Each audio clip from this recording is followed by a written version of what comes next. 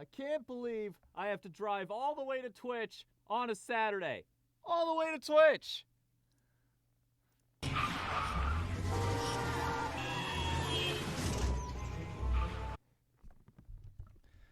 How y'all doing tonight? Welcome back to Paper Mario, everybody. So, where did we leave off? Were we halfway through the quizzes, or trying to remember exactly where we were in the recipe list? We cleaned out Ralph's shop, I remember that much at the very least. You know, doing these over and over again and thinking about the process of what it takes to complete every single one of these tasks, it's made me re-examine what completing a game is worth to a person, if that makes any sense. It's made me rethink, okay, so what's worth doing? What do I want to get out of a video game? So on and so forth. Kind of reminds me of what I was doing in Dad of Boy for the PS4. God of War if you're a plebeian. It's a lot of just grinding out specific currencies, trying to get certain items, fighting really difficult bosses. And at a certain point, I just had to sit back in that game and realize, yeah, I've gotten everything I want out of this title. I need to walk away before I hate it. So hey, how's everybody doing tonight? Everybody that showed up early in the chat here. That'd be Colt Evil 81 and Pillow Sledder. Thanks for coming tonight, guys. I hope someday we get this chat to the point where I can say hi to everyone who showed up early, but I don't have time to read off the usernames anymore. That's my goal in 2021. I want to be able to get us to that point. Have a good kind of problem, you know? What can you get when you take star pieces to Merlot at Shooting Star Summit? Cards? Yeah, I can get trading cards of Mario and the crew. Coins, what would I use the coins for? There's not much left at this point in the game. Although that would be kind of nice if there were more badges than you could trade star pieces for. And he was just like, well, I mean, I don't have any rare precious badges anymore, but I do have all of these useless coins I don't use for anything. Star pieces are the only currency I care about. It's like the end of that one level in DuckTales Remastered. What are you doing with all those diamonds? Oh, you mean garbage rocks. We don't have any use for garbage rocks. One man's trash, right? Hey, Sephiroth, how you doing tonight? How's Smash been working out for you? I hear you got a hell of a range. Some impressive edge guarding capabilities. Why am I going this way? We know that I've had bad luck with Quizmo in the mansion. I don't even know if he shows up there. He probably shows up in the village, and I've just been going the wrong way all this time.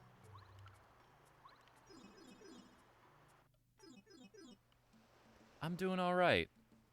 Today's been a much better day, and it's because I've made the minimum effort to actually take care of myself. You know, started the day with a good meal, a little bit of meditation, that kind of thing. Sometimes all it takes to turn around a crappy day is just doing one good thing for yourself. Or every day doing something kind of convenient for yourself, I've discovered. Like giving yourself more water, or giving yourself just one extra minute to get where you're trying to go, you know?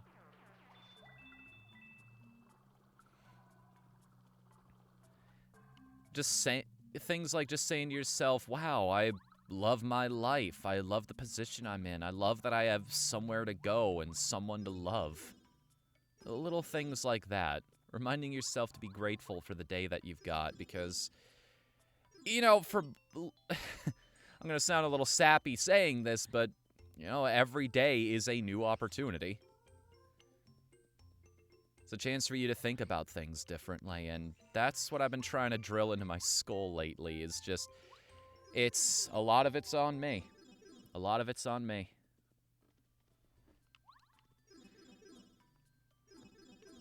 Has Smash just, preferred character, makes me think, has Smash just gotten to the point where there's no point picking a main anymore?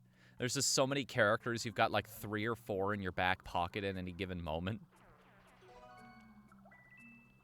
Didn't need that POW block, but thank you regardless. With this bump attack badge, I just realized it would be really easy to figure out the drop rates for certain items from enemies. I mean, Paper Mario is such a famous franchise that's been around for so long. I'm sure at this point, somebody's taking track of all those numbers.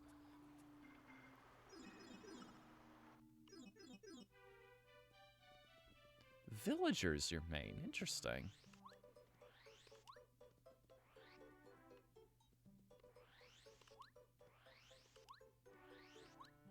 No, not here.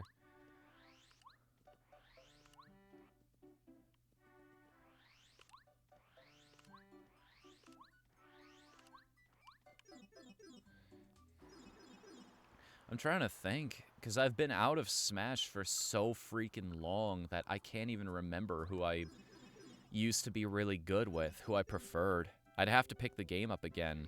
Although I will say, I am very interested in how Banjo and Kazooie turned out. Quiz! It's everyone's favorite quizmaster, Chuck Quizmo. Time for fun and games. Who knew the location? It certainly wasn't Colorado.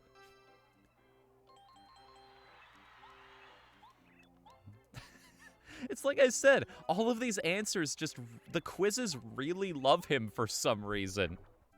I swear, if there's a question like, who kidnapped Princess Peach from the castle, and one of the answers are Colorado, I'm going to start believing he was the true mastermind of this entire game.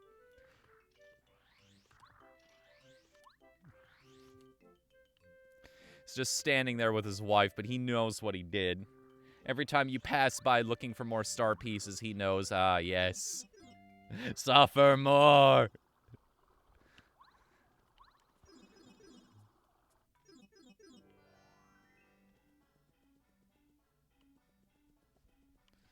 Ah, this is being nice to me so far.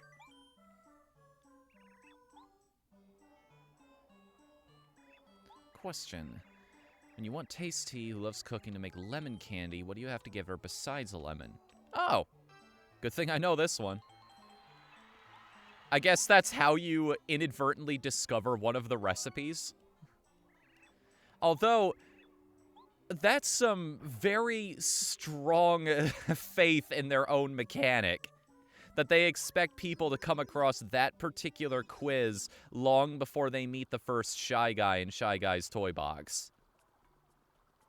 Because correct me if I'm wrong, doesn't that guy disappear after you get rid of General Guy and the chest is just open for you to use, or does he stick around? You can find him at any point, power up a little bit before you take on that challenge.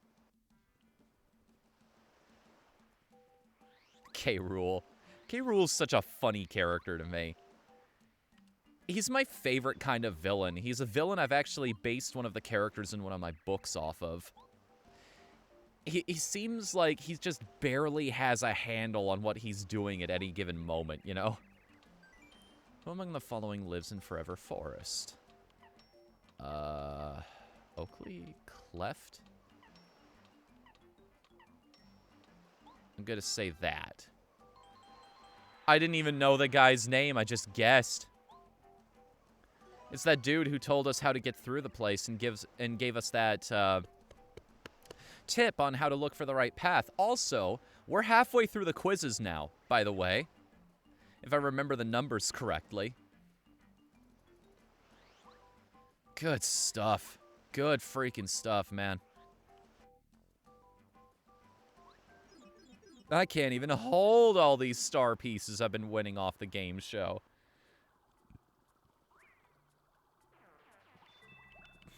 I'm not going to be able to hold all these POW blocks either if I'm not careful. Another one? Another one. How many you got for me? I mean, it's extra money. I can just sell those to the shop, but still. I need room for ingredients still and inventory space. I need room for inventory space. Good job, Fnu. I just like having clean pockets. You know, it doesn't weigh me down. This is actually next level speedrun strats. Nintendo made Mario a frame slower for every item he's got in his pockets. Nobody's bothered to measure it up to this point. And I'm basing this conclusion off of absolutely nothing.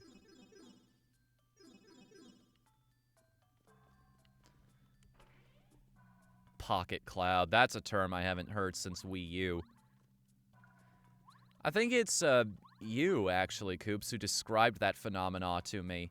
Cloud, when he first came out, was just the character everybody could be good at without even really having to try for it. It's what made him so good and so beloved and hated at the same time in that game.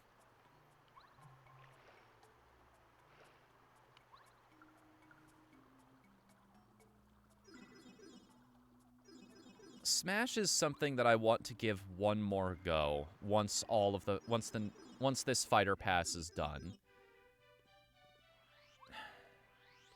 I feel like, because if this isn't the one that's going to really get me into the franchise, literally nothing will. I've never been big on competitive games like this. And yes, I know the joke is that Smash is a party game, not a fighting game, but, you know, I have no better qualifier for it. I've never been into the whole, hey, outsmart your opponent kind of deal. Fall Guys, at least, there's so much anonymity that I can't hold a grudge against any particular player, you know, except for people that wear Master Ninja uniforms, but that's another topic for another discussion entirely.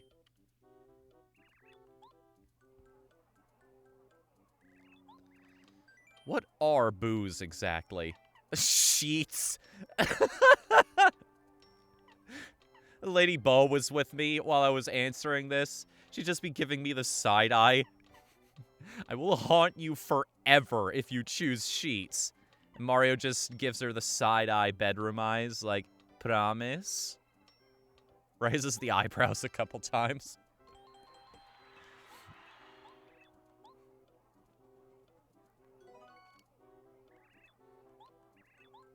That's an exaggeration, of course. We all know Mario's asexual. And you know what? Good on him. Like, live your life however you want, buddy. You're completely satisfied in your existence by doing the adventuring thing. You do you. At the end of the day, as long as you're not hurting anybody who doesn't deserve it, all that matters is your happiness.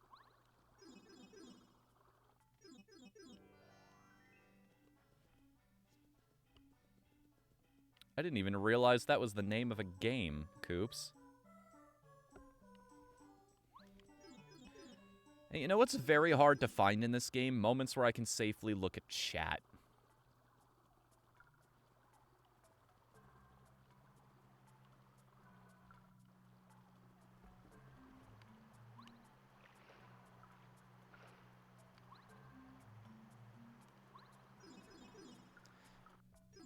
Man, I wonder what the tier lists for Smash are going to look like in maybe 3 years from now. Out of all of these characters, who ended up coming out on top? Who performs the best in tournaments, just across the board? Who, as proven by time, stands above everyone else in the video game industry? We will finally have an answer to this question. Heart.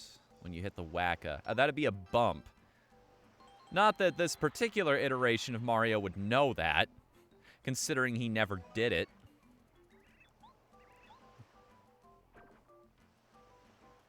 And I will live just as happily without ever having those items. They're not even... You can't even really use them at that point in the game unless you pumped all of your level ups into HP and FP. You'll just be wasting recovery. Like, 25 per is just way too much for the stats you will have at that point in the game.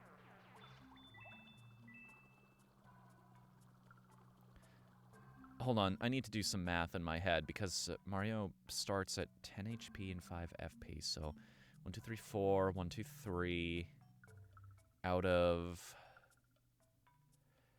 I'd say that's roughly either a third or a little underneath it of all the level ups in the game at that point. I appreciate the generosity, but it comes at the cruelty of another person, so I'm a pass. I'm really okay. Or is Waka based on something else?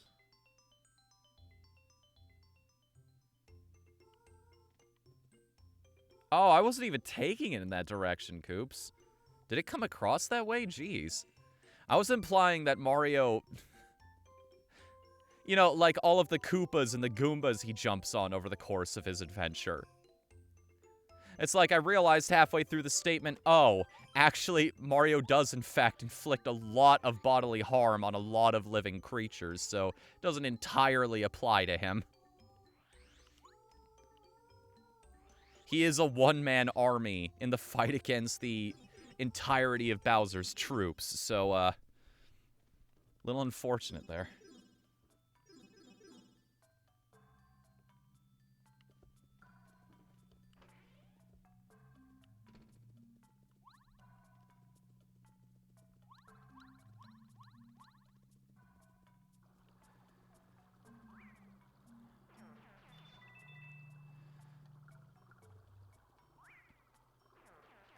Well then, now that I'm in a room with nothing to potentially threaten me, I should probably say this straight up just to balance that out.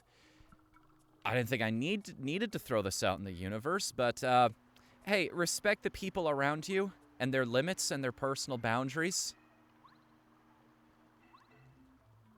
No means no, and you better listen to someone when they tell you that. All right? Okay, we're good.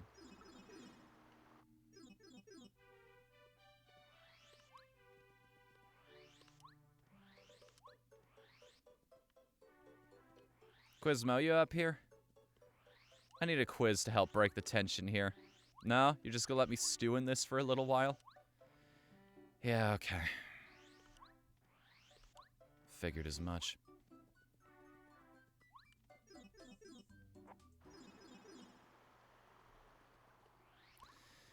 I was told not too long ago, and I wonder if you guys have the same perception of me, that I have a bit of a Superman complex.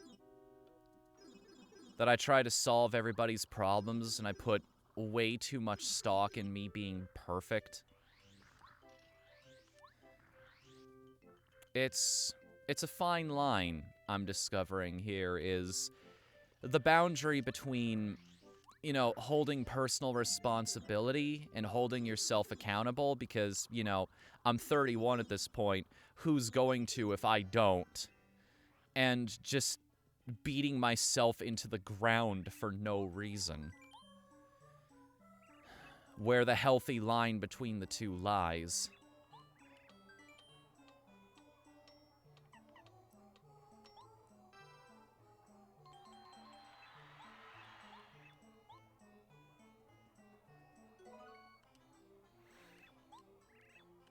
You know, considering how the quiz worked back during that last Peach intermission there, at least the last one where Peach was playable, I can't help but wonder how if they would use these questions to enlighten us as to some deeper aspects, some questions about the world around us.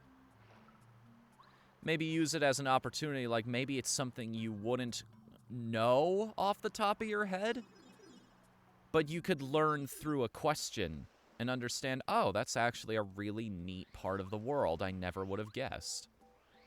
It's sort of like that little tidbit about this guy being the Yoshi that Mario knew, that rescued Mario when he was a baby. I don't know where I got that story from, or if that was just an early internet rumor or what, but that'd have been one of the Chuck Quizmo questions. Would have been awesome. Hello, Zulio.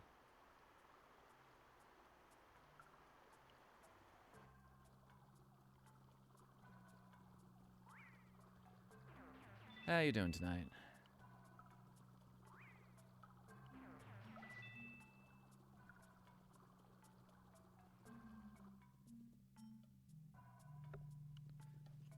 You remember hearing that one too? What are some other internet rumors just really early on that you discovered when you were a kid?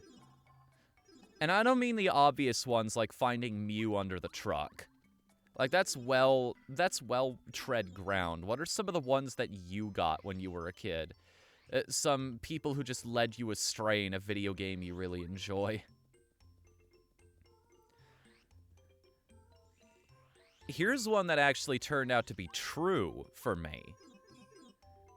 It actually turned out to be real that, does anybody else here remember Monster Rancher? That old dead franchise that's never going to be brought back in any capacity, unfortunately. I get why, it's just, man, it was a good concept that they're not doing anything with anymore. I'm sure there's some way to modernize it to the modern day age, but just in case you don't know, Monster Rancher was a series where the main way you got creatures to add to your team, it was a Pokemon-style type thing. The main way you got more creatures is by inserting other games and other types of CD-ROMs into your PlayStation at a particular point. And every single one, it wasn't random. Every single disc identity in the world had a specific monster attached to it, which was amazing. It still works on discs that are coming out to this very day, DVDs and whatnot. Why am I going this way? Oh, right, the item shop.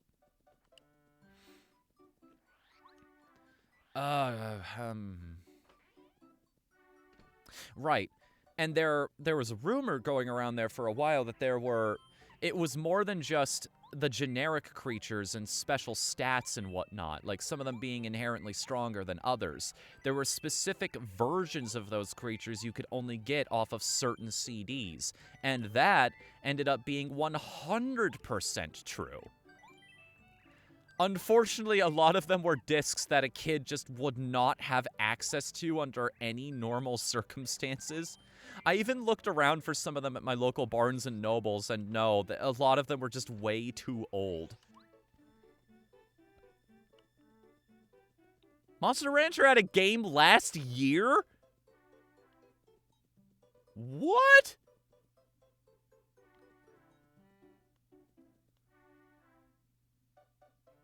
No way.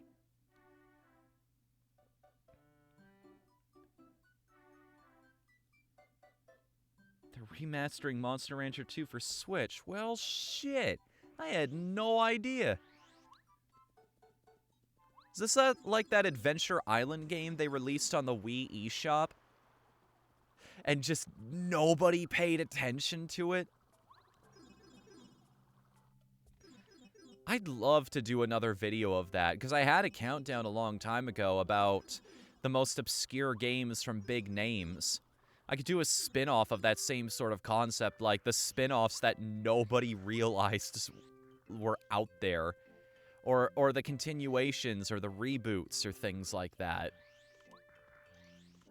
You know, even though it's a little late for the companies to make any profit off of it, by encouraging people to seek these out, perhaps, maybe they could finally enjoy the continuation of something they enjoyed a whole heck of a lot as a kid.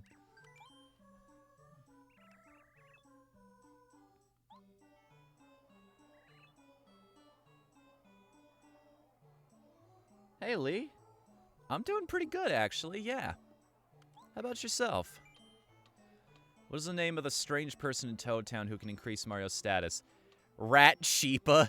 Dishonest. Dishonest.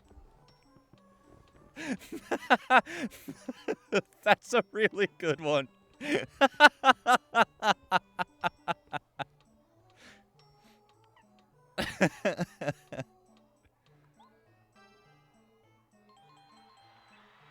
Oh, it's like that moment in Recettear when they realized that the name of the shop could also sound like racketeering if you say it too quickly.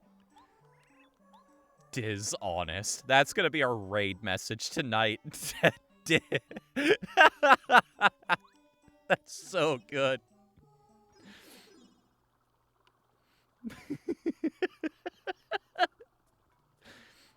I'm on hold for waiting for something important. Oh, yeah. I think I saw you posting about that. Is it the same thing? Are you still trying to get a hold of those people and they haven't gotten back to you? Damn. I hope that resolves itself soon.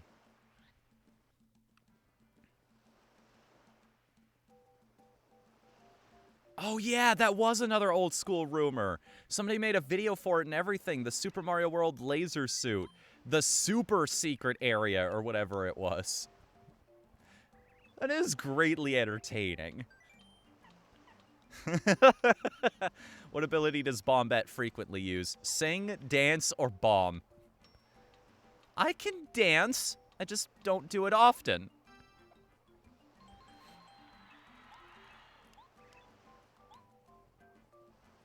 Knowing our luck, the next time they make a Paper Mario game, it's not going to be the idea I pitched last game, where a whole bunch of familiar faces from the other titles come back. We actually get the continuity in the series that I've been craving for. It's just going to be Paper Mario the Musical or something like that. Hey, everybody, the stickers are back, except now they're all instruments. Huh? Huh? That's our big twist this time. You're welcome.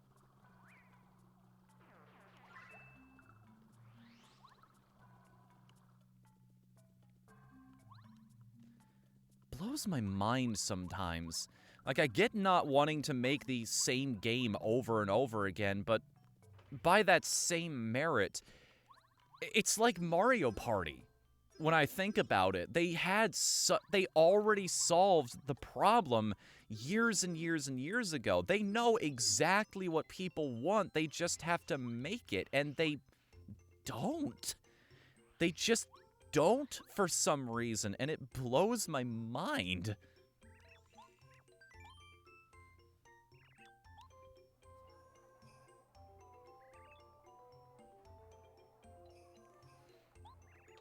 What does Gourmet Guy like?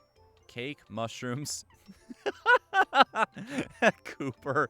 What if that was the right answer? And he just, Mario presses the button, and instead of it giving the ding as usual, the spotlight just shifts to the audience. He stands up, and he's got a ring in his hand. Cooper's like, this is so soon. In front of these many people? Come on, man.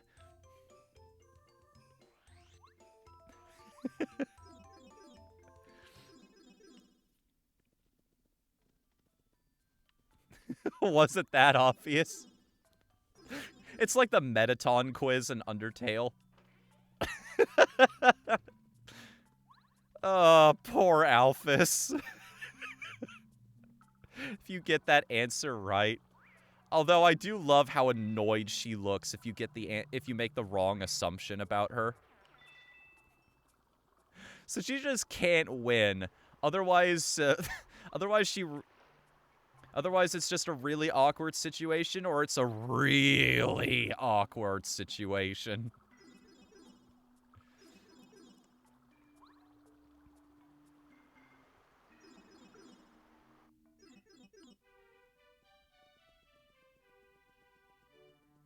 Super Mario Party, but more? Yeah, I mean, if you have to work off of something as a base.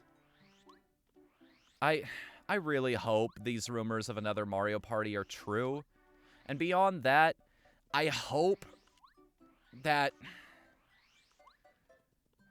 the next game is more than just a step in the right direction. You know?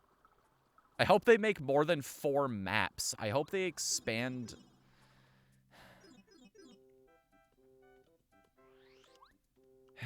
Never mind. I'm just gonna... There's no point getting bummed out and worrying about what may or may not be on this channel. Who's the second companion to join your team? Technically, that's Goombario, because his grandfather was the first. But yes, if we're talking in-battle party members, yeah, that'd be Cooper.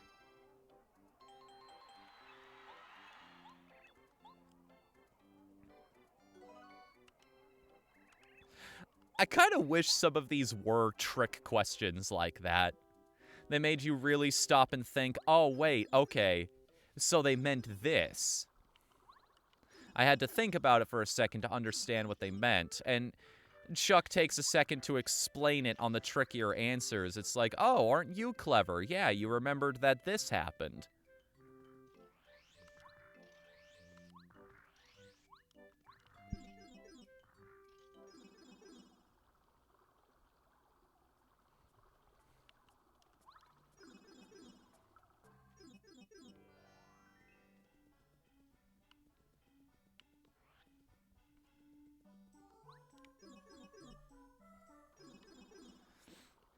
I've seen these areas so many times at this point, I feel like my fingers are just going on autopilot.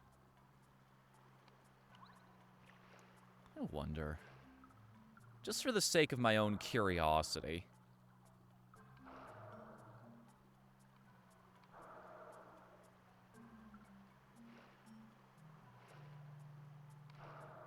What's beyond the barriers of sight? Nothing. Although that would have been a really cheeky place to hide a star piece.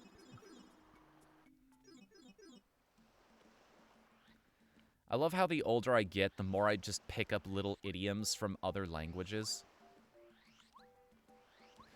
More and more, it's been British speak. Different little slang terms that they use across the pond. And there we go. That's another one right there, across the pond.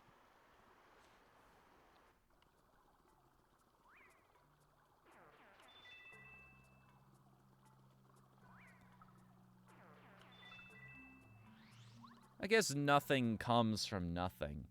It's just kind of fascinating looking back on your own life and thinking, where did my language come from? The words I use every single day in response to certain situations. Where did I learn them? Who did I learn them from? Was it a person, a movie, a figure in my life? You know, let's take a second to step back and examine my own self a little better. Understand who I am on a deeper level, so that I can understand where I should go in the future.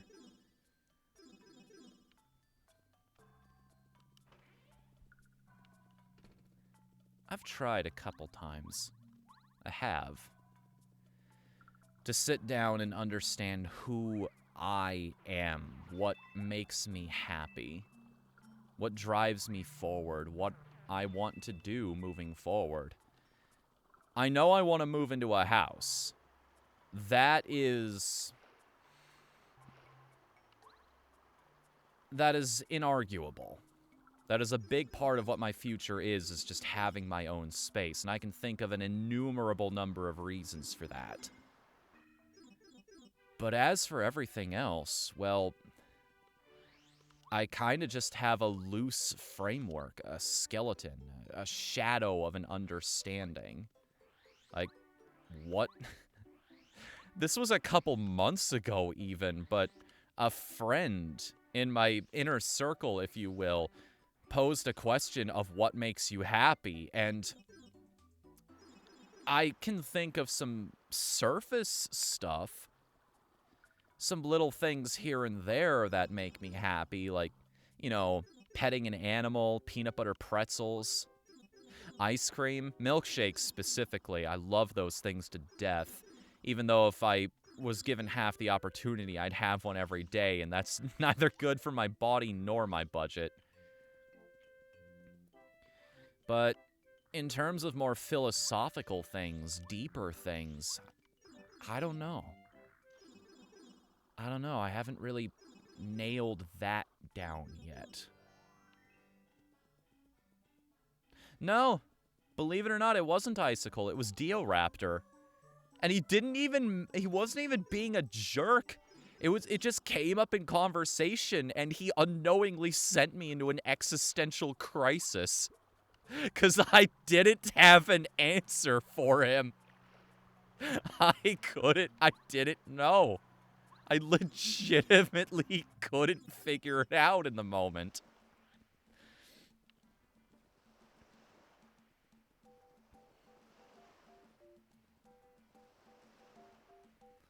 You can do the actual wrestler diet. I don't quite know what this is off the top of my head. What is this?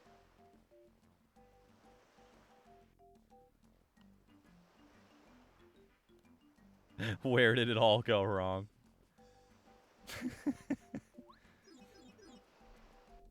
Speaking of existential crises, I want to expand on a subject that I was talking about last night with VTubers, and how I don't really watch them live or anything like that. I'm thinking of changing that here soon. There is one VTuber I want to watch on the regular, and it's mostly because of something I've realized tangentially related to them as a whole. Not knocking what other people's taste is, but I find the most entertaining VTubers are the ones that are just gremlins. Like, Guargora's a gremlin, Amelia's a gremlin, Hachima to an extent, and Iron Mouse. Iron Mouse especially. Good lord, that woman is a living meme factory. There's a highly entertaining video that a clip that somebody took of one of her streams not too long ago. I think it was a media share stream where somebody sent her a video comparing a size chart of different stars in our universe, and it sent her into a panic. She started screaming things like, "Where does this all fit? Where?"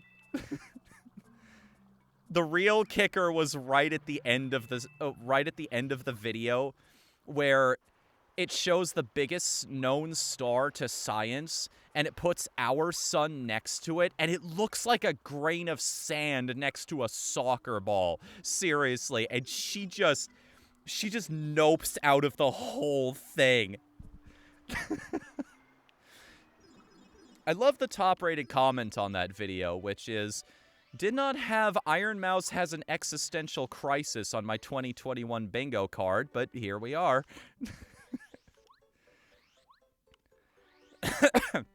I feel bad for her. I really do. But it's also really funny.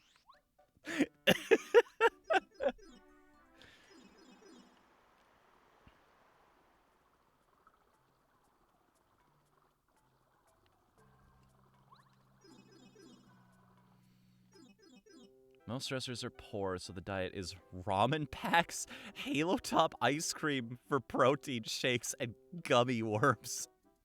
Good lord. The gummy worms, ironically, is the most important? What?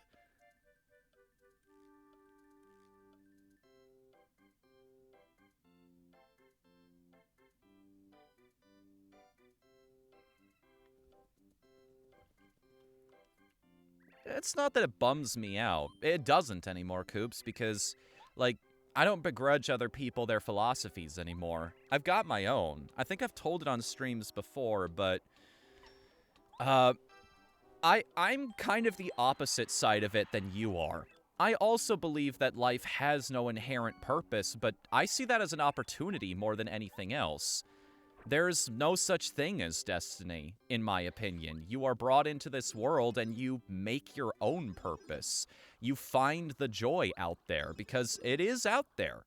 It's waiting for you. You just have to make it. Seek it out.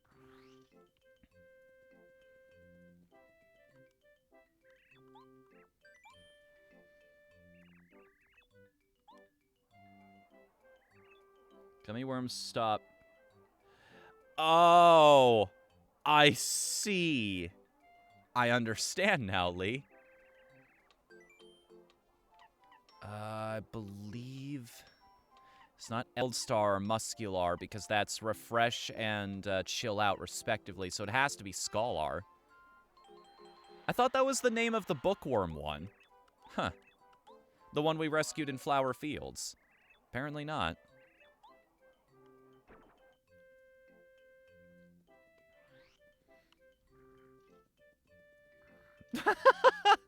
Not the Donatos! It's the only thing I have left. The Cinnabread, no!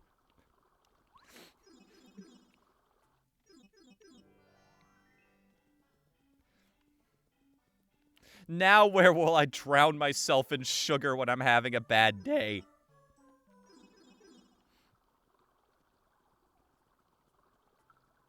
You have 23 questions left. Indeed we do. I have to know. I just want to check the town real quick to see if I'm right about this.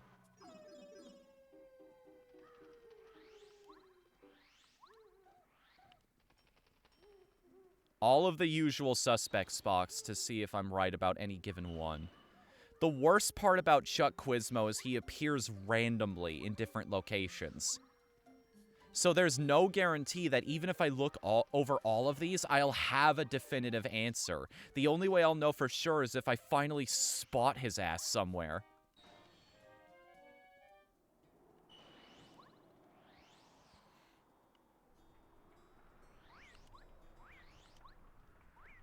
I don't know why I'm dodging around these guys. I've got bump attack on and I'm max level. Aside from what's in Bowser's Castle and Amazy Daisies, nothing can hurt me anymore. I just look at them and they evaporate. It's like a skit from a Terminal montage video.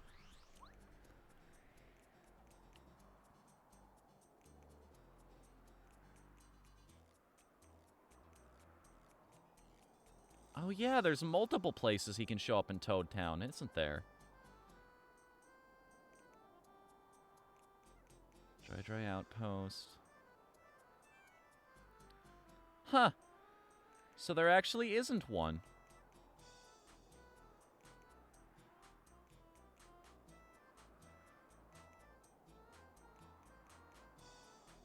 Halo Top ice cream gives a good amount of protein.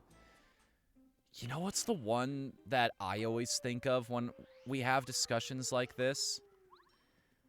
One of the roommates, back when she was working calls at the company she was in, as opposed to the actual script writing part for them.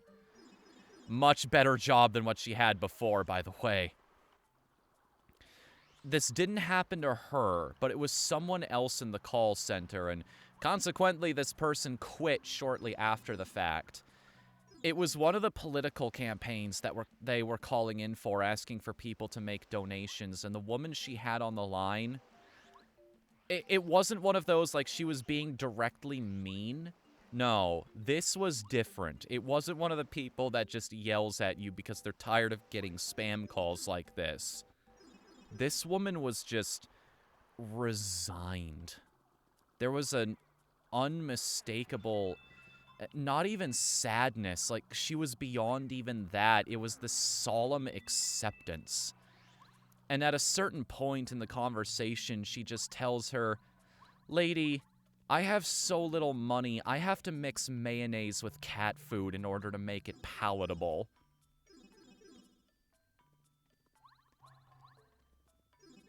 Seneca's said that she's never going to forget that one, that's going to stick with her for the rest of her life, and you know what? I'm having a hard time getting it out of my head, too. And now y'all get to share in my curse, I guess.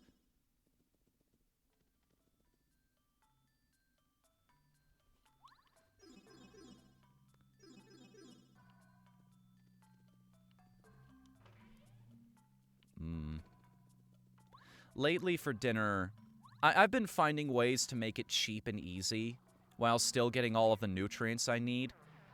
Getting an app for that, like keeping track of the calories that I've been taking in and all the nutrients I've been getting too, has really been helping me out on that front. Like, no joke, this thing has completely changed the way I look at my meals. And I'm in a way better place now because of that. Now I found out I was missing a lot of vitamin A, a lot of calcium, a lot of potassium. The potassium especially, I feel much better when I actually get that into my body. I guess I've just been so deprived for so long that my body is... It feels like a weight's being lifted off my shoulders.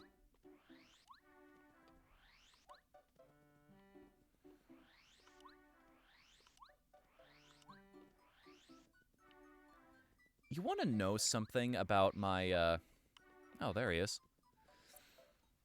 Way back in the day when I was still doing Let's Play stuff on YouTube, I had an idea of playing through this game in its entirety. showing off every single thing you could possibly want to know about it.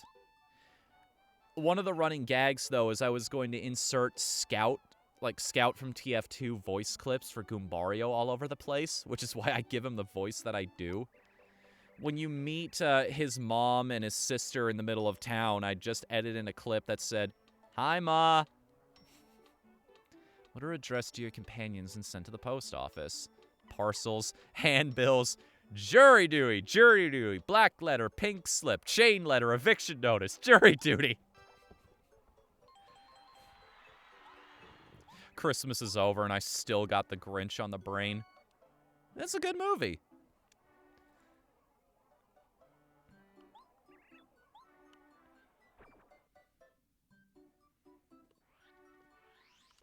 I don't think I've ever gotten this far in the Quizmo questions before. I never bothered. I got all the badges I wanted out of the kid on Star Summit, and I never bothered to go back for the rest of them.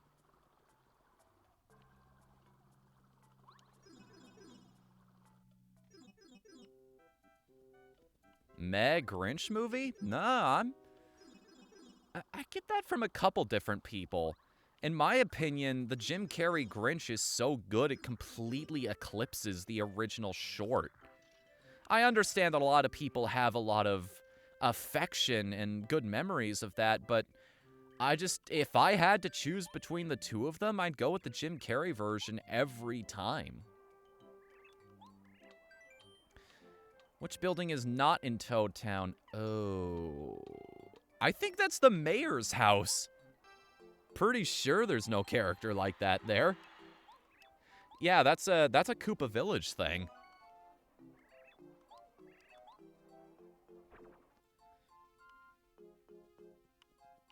Should probably save now that we've done a number of these.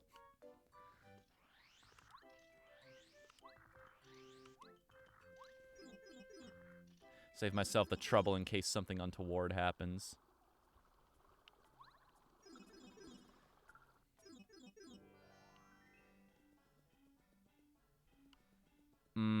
Yeah, I could see that, but like, the original was a cartoon, and all the designs for the costumes and the sets are really cartoony as well. I think it works. I think he really nails that. Jim Carrey is sort of like... He's kind of like he is like Nicolas Cage or Willem Dafoe in that sense. He's just a living cartoon character. He's just got... Here's the thing. Yes, a lot of people say he's an overactor, but nobody overacts nearly as well as he does. When you want a character that just has a mountain, an overwhelming ball of personality, Jim Carrey's your go-to dude. And again, it's why he works so well as Dr. Robotnik, too. It's why he was one of the highlights of that movie. It's just, he knows how to... I think it's because of him. I just had a realization about my own personal tastes in narrating audiobooks. My favorite characters are the ones that are just gigantic personalities that fill up the room with their presence. You know, chew the scenery, as it were. I love them because I love those kinds of characters. I love The Grinch. I love Liar Liar. I love movies like that. I grew up with cartoons. So anybody who is that exaggeration, I tend to be way more forgiving of and even enjoy more because that's just what I know.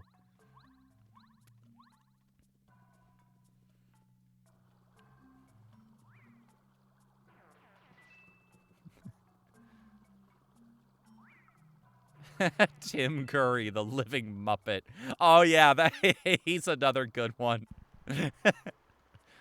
The one place that hasn't been corrupted by capitalism. Space! Best part about that clip is you could tell he's trying so hard not to corpse.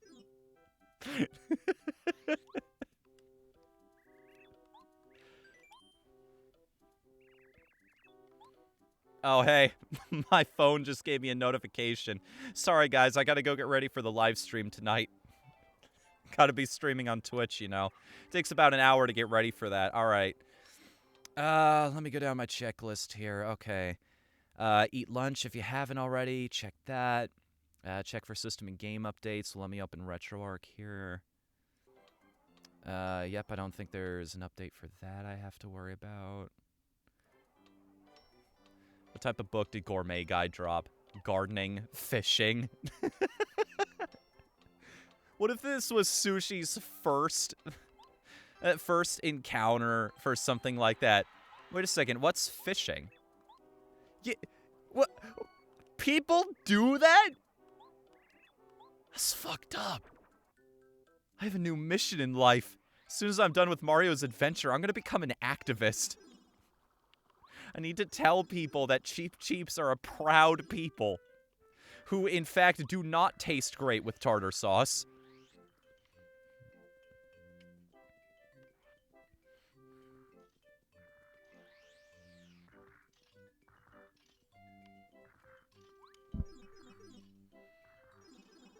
I have not seen that movie, although I know a lot of people love that one.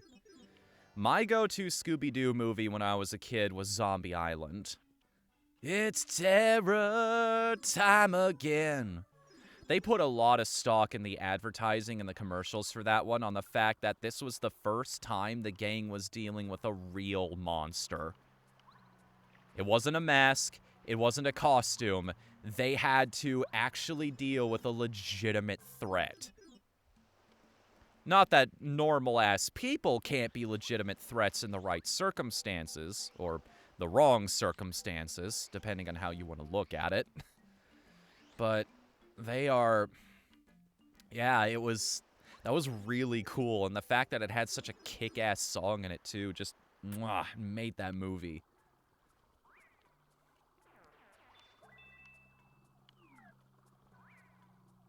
I've saved up to 385 coins just going back and forth in that room in the sewers. Bump Attack was such a good purchase. I'm disappointed I did not pick this up sooner. There were other things I thought my money was needed for.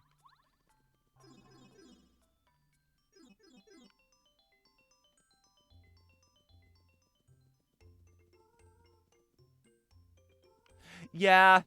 Yeah. I remember that one. Ghoul School. That's another movie that a lot of people... It's like a snapshot in your brain. It happened so long ago that you have a vague outline of what it's supposed to be. I remember there being a kart racing segment for some reason. Or like they were doing a sort of wacky racers type of competition, maybe. And there was that side plot about the villain who was trying to mind control them so he could control the next generation of monsters or something.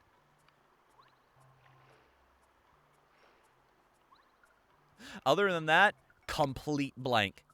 Not a single detail still exists in my mind. I don't even remember what most of the girls look like.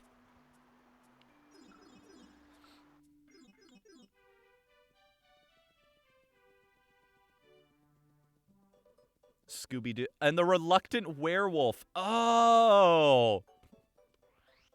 Those movies do blend together. Well, I'm glad I'm getting a free pass on this one. Gracias. Arigato and all that jazz.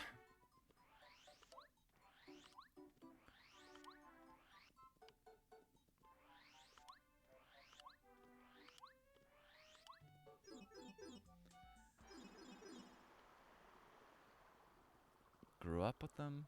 What's wrong with the Boo Brothers movie, out of curiosity?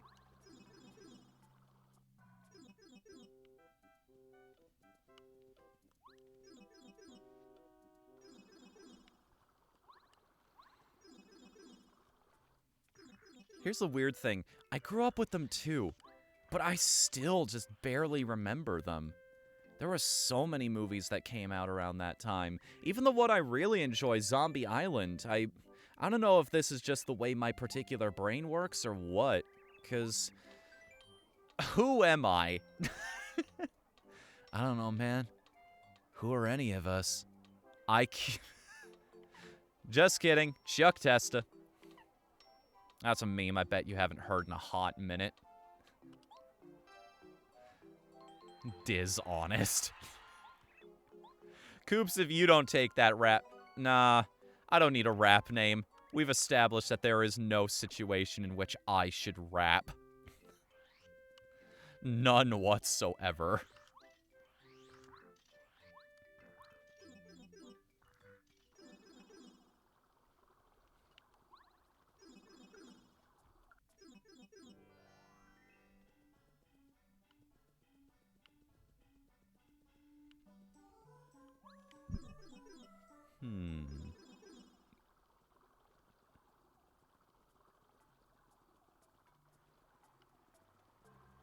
No kidding. Huh. Scooby-Doo and the Goblin King. I'm gonna have to check that one out. I don't even remember that movie existing. Then again, I never knew there was a WWE and Scooby-Doo crossover either, so... Apparently, there's several buses that I've missed just sitting on this bench.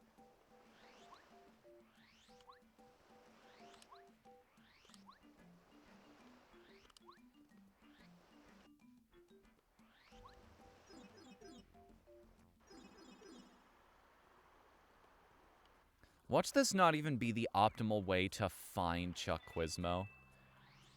In reality, it's just hopping between those 3 pipes over and over again, hoping you see him eventually. Well, when we get back to them, maybe I'll test that. I'll try going back and forth between those towns, see if he chooses a specific location or he just hops in. It just re-rolls it every single time you enter a potential place where he might be.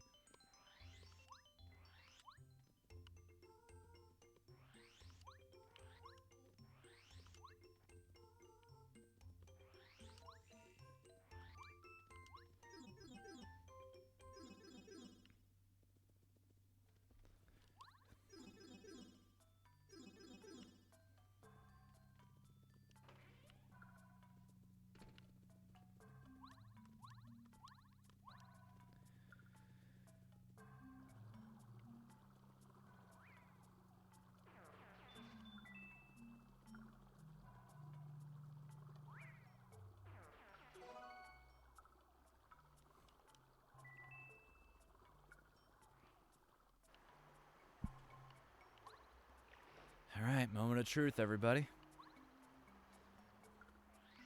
Let's see what's going on in this thread.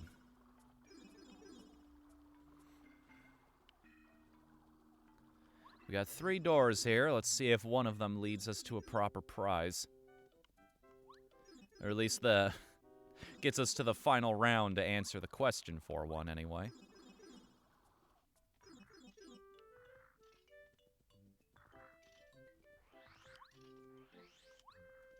Oh, you just activated another memory in my brain.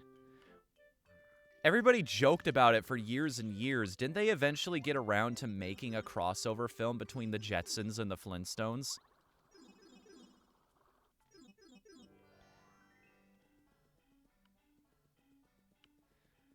I wonder about the Jetsons. Would that show still fly today, or would they have to update it significantly?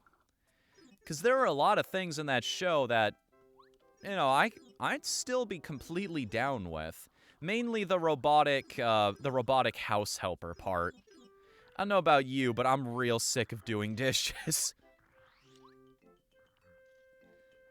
I've complained about it on stream before, but the roommates love their popcorn. And lo and behold, every single dedicated dish for popcorn in this apartment absolutely has to be washed by hand. In the jail. Chuck, what did you do? Why is that on here? On the mean streets. Anybody else seen that tier list grading the Street Fighter games by how many actual streets appear in them? The leader is actually Street Fighter 4, believe it or not. I think it's sitting at something like 11 plus.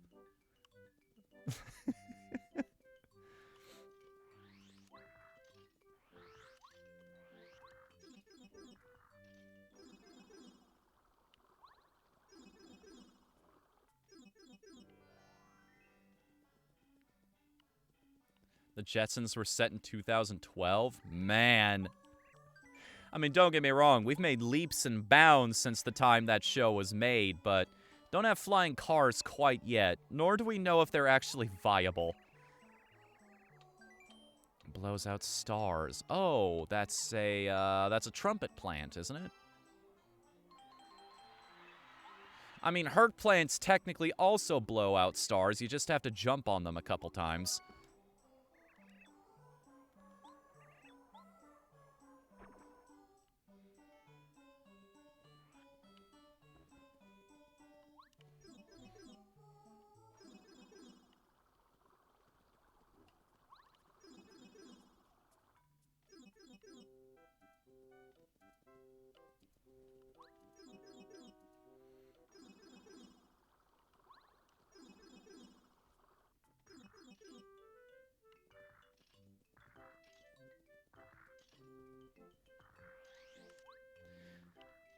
Wacky Racers is another series that just gets screwed over and over again, from my understanding. They had a resurgence. They had an entire reboot, a show that existed for a little bit, and it just got... I don't know if it just got no marketing or they didn't really push it at all, but it just was dead on arrival. Nobody watched it or knew about it, and the only reason I know about it is because of the infamous blooper clip that exists on YouTube. What color was the leader of Yoshi's Village? Oh goodness. Is Koopa Koot green or blue? I think he's green. Oh, thank goodness. Right, blue-shelled Koopa is Cooper. Guys, we're 3/4 of the way through the Quizmo questions. We're almost done with this.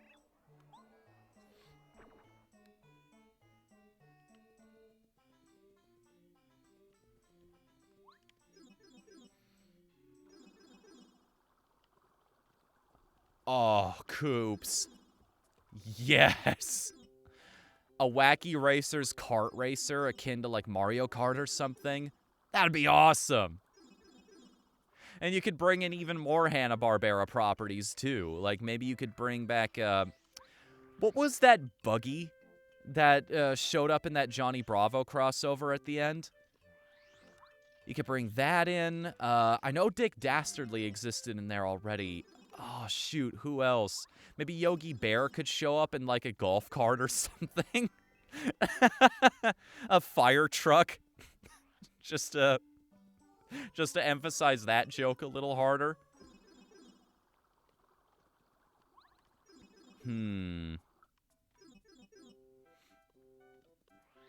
Yeah, this seems to be way faster than me going between all of the other pipes in the sewers. If only I'd known 3/4 of the way through the quiz ago.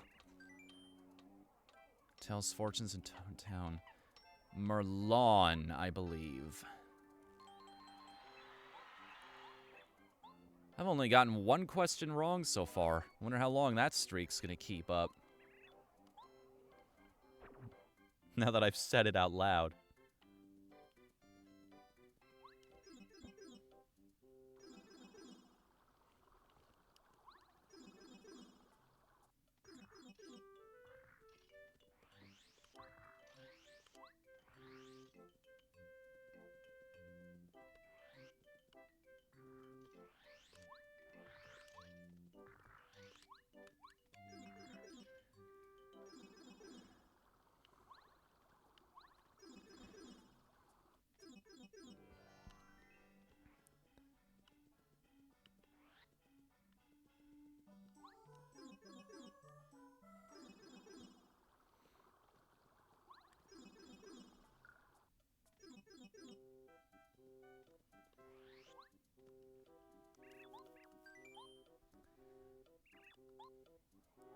Where's the trick one? Where's the question that's just gonna throw me completely off guard?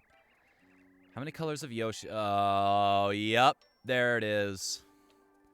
Okay. Red, green, blue, yellow. Was there a... Are we counting the Yoshi kids, too? I think there was 6.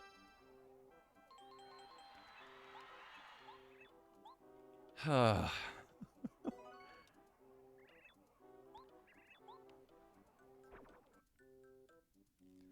great thing about me getting those questions correct is this'll go faster. Because if you get a question wrong, all it means is that he'll ask it to you again the next time you see him.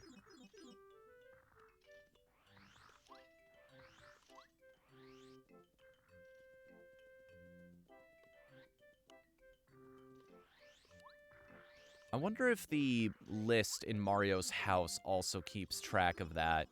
If there's just forever going to be a scar on my record now, even once the questions are done. It'll say, well, you got 64 out of 65 questions correct.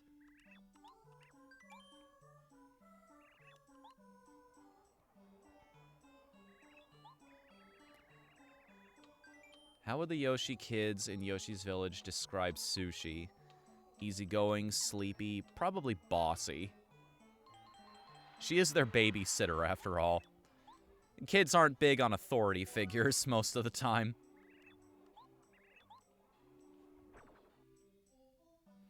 I want to break free.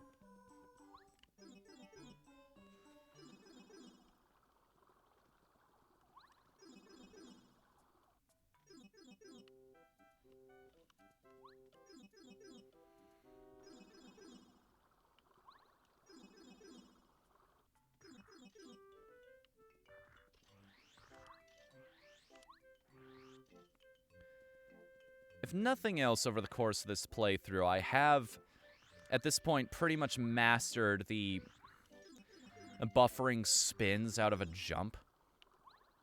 I can get it like 95% of the time. Next thing on the docket is trying to get that swing down that I just pulled off right there. I think it's a 1-frame trick every time you do it. Trying to swing the hammer right as you're entering a loading zone. Just a fun little thing. And yes, again, I have Strider to thank for that one. That dude has just become ingrained in everybody's mind when they think about this game. It is his title. I know there are so many other people involved in Paper Mario research and speedruns and things like that, but man, he's the one who made the videos. Is across from the Toad Town post office. Across? Well, it's not a shop or a station, so it's Merlon's house, I believe. I got confused for a second because I thought, oh, wait, do they mean across as in, like, next to it? But no, in was not one of the options, probably because they came across that in beta testing.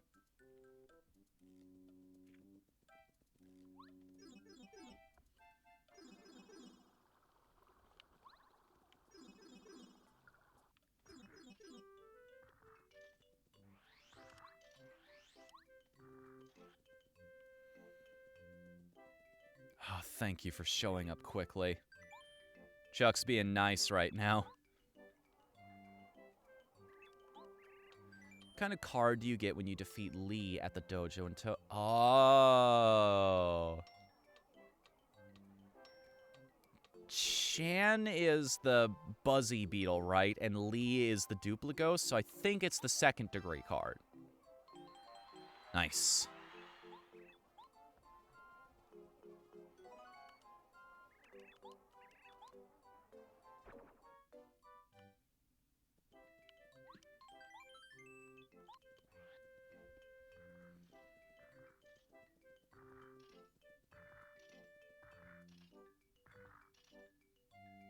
Oh, what? What happened with MagFest? Hang on a second, I want to read up about this.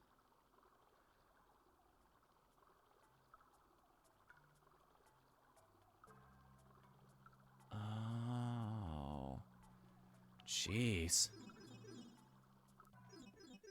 I'm glad so many people are on one hand, well, there's no on one hand. This is my entire thought about it.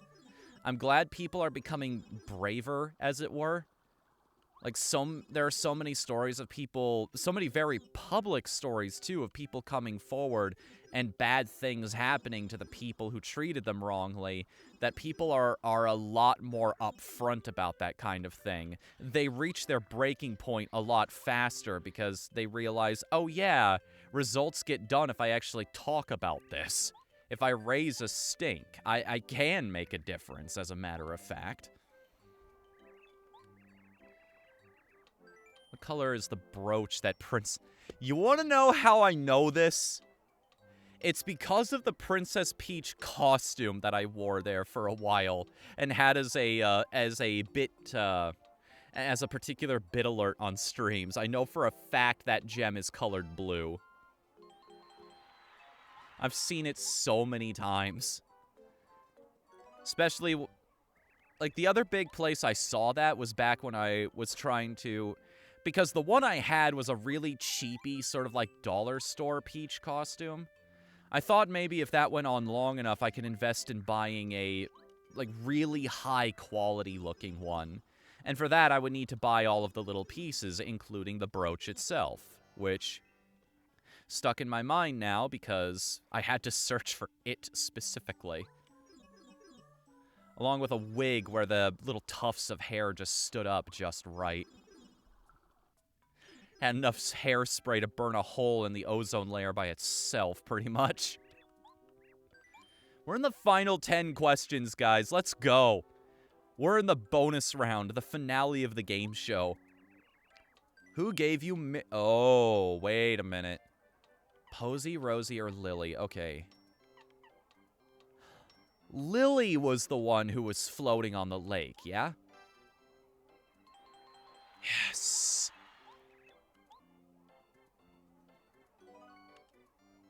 Oh, thank goodness their names were actually tied to what they were. I'm a visual learner more than anything else. Details stick in my mind a lot better if there's some sort of visual component to them. That's why I did so much better in geometry than normal math. Because most of it was working with actual physical objects. I could wrap my head around that a lot better. Don't get me wrong, I'm good at math, I just don't like it.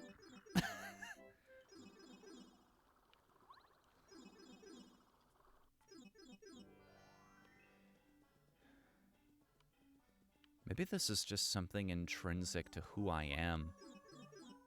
It's just how I was born. It's the personality I was given when I was spawned into the world, as it were. I've got a lazy bone somewhere that I need to keep in check. Because I didn't do a lot of homework in school. I never saw the point.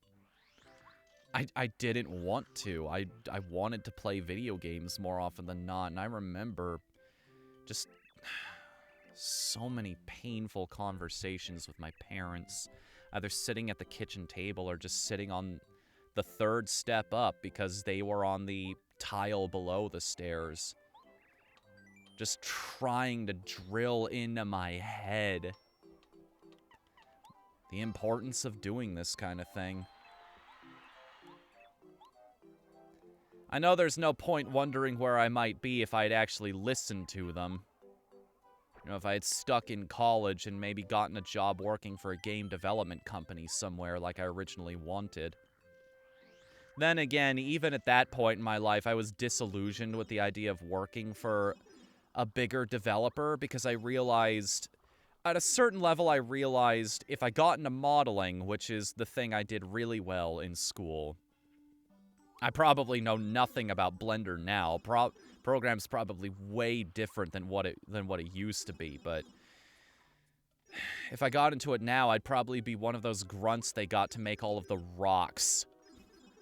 You know, model out the leaves on trees, that kind of thing. I want to be the guy pitching ideas. I want to be the guy deciding the entire course of the game, designing every single element of it. That's why I went down the indie route. I wanted it to be my project. I'm excited to work on video games because I want to express myself. You know?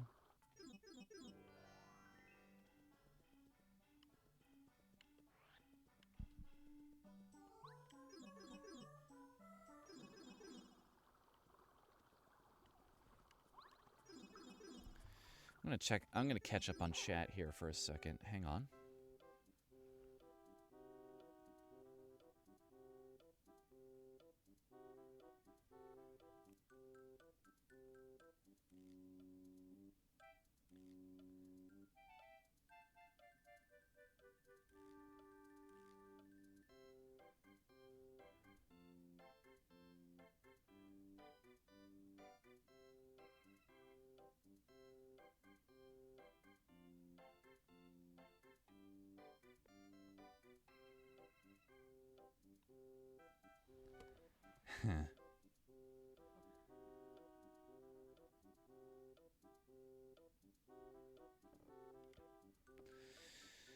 No, I get that.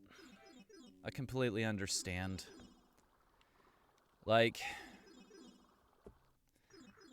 people make jokes about the same handful of people doing the voices in every single anime ever. But there's a reason for that. Companies don't want to take a risk on some unknown voice or talent unless it's a bit part or an extra character or somebody who's only going to show up for one episode. They want the people that they know work and that they know people like. The people they know can deliver results, because if this person doesn't, it's a very costly mistake on their part. I don't blame them. I understand, but like... How many protagonists in anime, how many, like, generic shonen dudes have you heard that have the exact same voice? You know, branch out a little every once in a while. I'm not saying give me a chance. I'm still a relative newbie in the industry of voice acting. I'll admit that straight up. I make a decent living doing audiobooks, but that's a completely different field. How do you make the pipe leading to the Toad Town Playroom come out? That'd be hit a tree, if I recall correctly.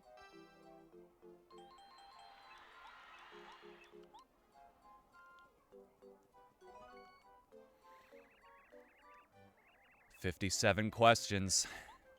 All I have to do is keep up this streak for 7 more, and I'll have only gotten 1 wrong in the entire game."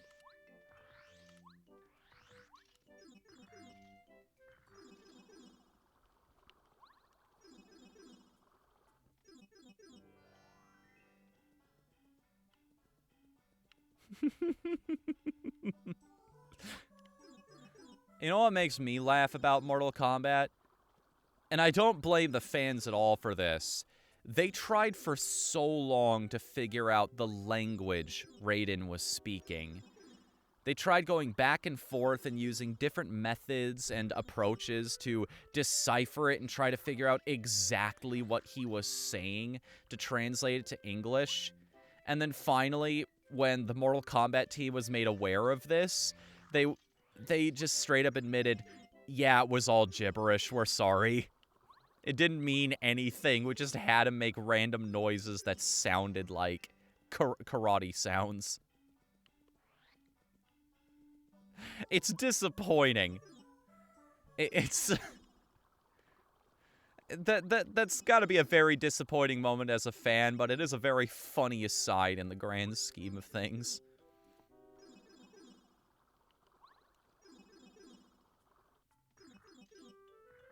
On the other side of that, you start seeing other stories like the one with the door in Shadow of Colossus. Does anybody remember that whole thing? The little coins that were scattered all over the field, hidden so well you wouldn't notice them unless you were specifically looking for them. Among the following, who is inside Club 64? Pop Diva. Right, because the composer is in Dry Dry Outpost, isn't he? That's almost a trick question, but no, it's the lyricist that she's standing next to.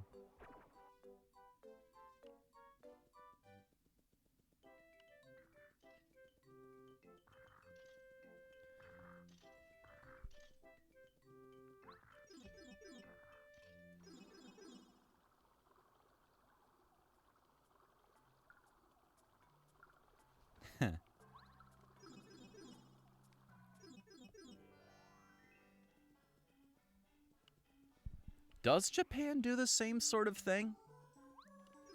I know one of the, because we've had this conversation before, Coops. I remember the discussion we had about why the delivery in a lot of anime, especially from the 2000s or so, has really stilted delivery. Because for some reason, translators of anime and voice actors of anime aren't allowed to change anything. Any tiny little detail about how a character is portrayed or about how the show is done. I guess because we grew up in the generation of 4Kids, where they just scrubbed everything that was uniquely Japanese out of that show and kind of made Pokemon worse for it. This is also a generation that was burned by shows like the One Piece English translation. So I kind of get it to an extent. But at the same time, I'm past the point in my life where I'm complaining about a character being aged up. Like, I don't mind, like, clothes becoming a little less revealing. I don't mind a bath scene here or two being cut because, like, this is the age of the internet. I want that kind of thing. There are dedicated websites for it.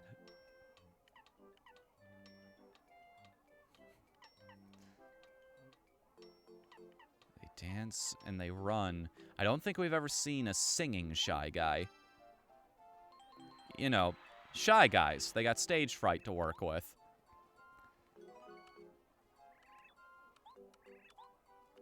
Final 5, everybody. Let's go, let's go. We've almost reached the end of the Chuck Quizmo show. Let's do this.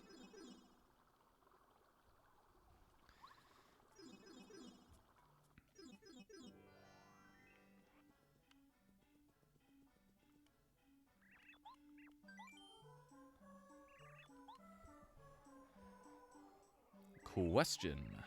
What best describes the relationship between Mario and Luigi? Neighbors, friends, brothers. Luigi's right there in the audience.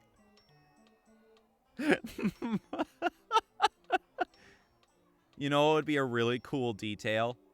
If I got this wrong and Luigi there in the bottom left corner just looked really distraught and disappointed. His sprite changed. It's one of those details barely anybody would notice, but would be greatly appreciated. One of those posts that shows up on the Mario Broth blog type of deal. Oh no, friends, no waifu.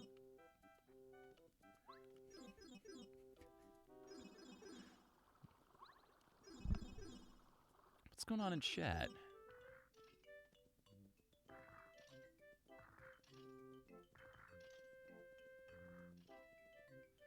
Guess what Oicho throw means? Hold on. Some of the Street Fighter move names, and it's sad. Oicho throw. Well, Latin basis for words isn't gonna help me here, so no idea on that one.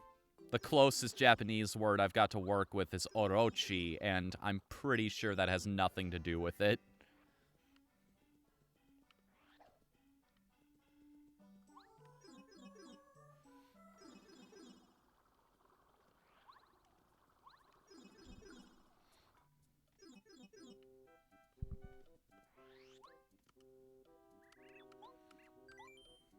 Question. What does Oicho throw actually mean? Among the following, who is the imposter? Who is found in Starborn Valley? Well, Ninji, actually. It's the only place they show up.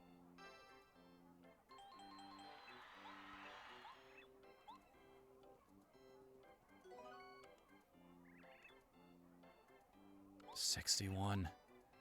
3, 2, go. 3, 2, go. 3, 2, 1. I mean, what?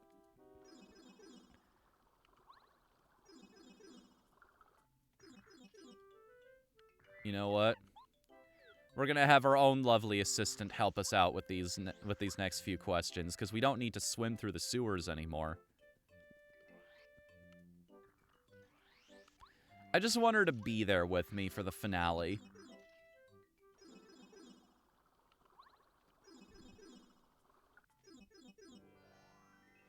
Back and with some pizza. Nice. What type of pizza? Don't leave me hanging. I had a pizza of my own not too long ago.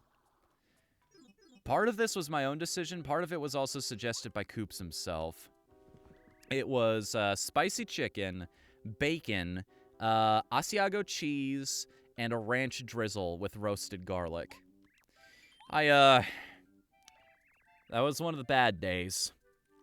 I ate that thing in one afternoon. I woke up the next morning and I felt like there was a brick in my stomach. I think I slept the rest of that day. How many companions do you travel with? Okay, hang on a minute. I need to count this out. Okay, so Goombario, Cooper, Boo, Watt, Sushi, Lackluster. I think it's... No, wait, that's only 6. Who am I forgetting? Is it 7? Wrong answer. Wait, who did I forget?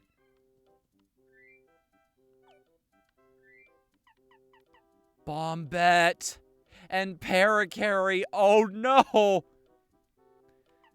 4, 5, 6, 7, 8. It was 8. 8 party members. Of all the things to get tripped up on. Womp bop bottom.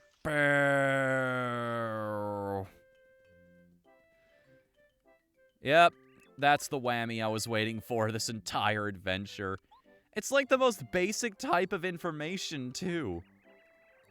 Good lord. Parakarry's my favorite party member. How did I not think of him? Did I seriously jump straight from Cooper into counting what? Why did I forget about chapters 1 and 2?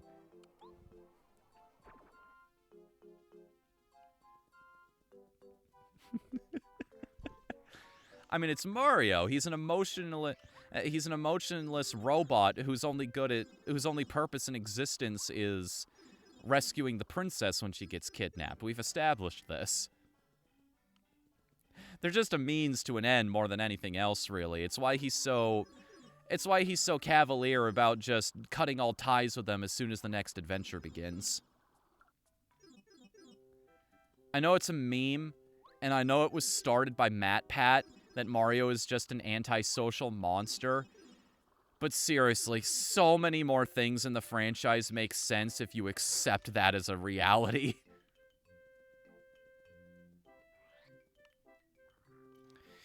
I don't know. I had a thought about this the other night when I was playing through some Doom mods. Just checking out a whole bunch of new ones. There's this one called, hold on, I want to make sure I get the name of this. No, I don't want to throw shade at anybody. So there's a Doom mod out there that replaces all of the demons with angel-like equivalents. They are these small, very cute, almost childlike looking creatures with angel wings, holding guns and whatnot, and they make the most pathetic noises when you defeat them. And I didn't get very far in trying that one out. I'm not gonna lie. Because it didn't feel right. I mean, most of the time, like, look at an imp from Doom. That's a monster. That thing is so far removed from what we understand as a sentient life form. It has no pity. It does not want your pity. It does not want your remorse, and it only understands violence and fear. Okay? That is a monster. You can gun those things down in Doom all day and not think a moment about it. I don't think anybody in the world has a power fantasy of blasting a child in the face with a double-barrel shotgun. At least I hope you don't.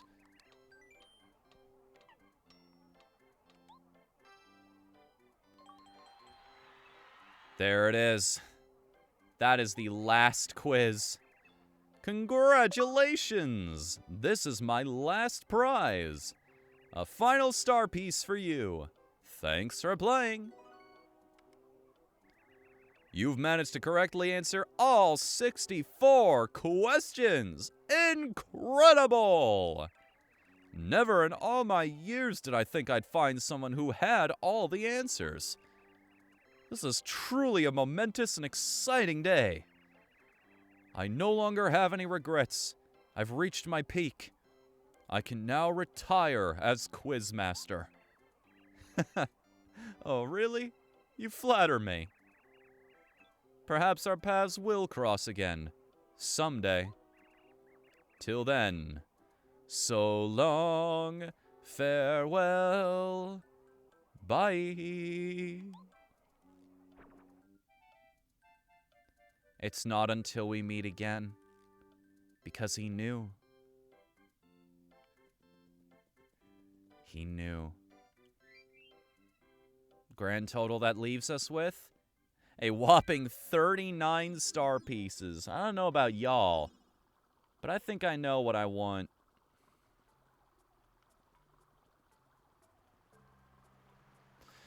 I think I know what I want to do now. I'm gonna go to the mountain and I'm gonna trade in a lot of these pieces to see what I can get. A lot of the badges I'm not really interested in, but oh, wait a minute. I know what we could use them for. Those final HP and FP plus badges so I can get those achievements. Knock that off the list.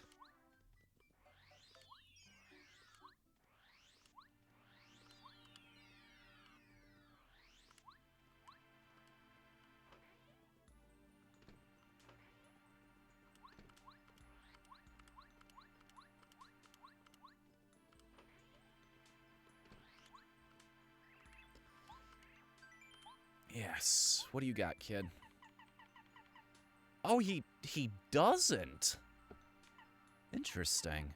In that case...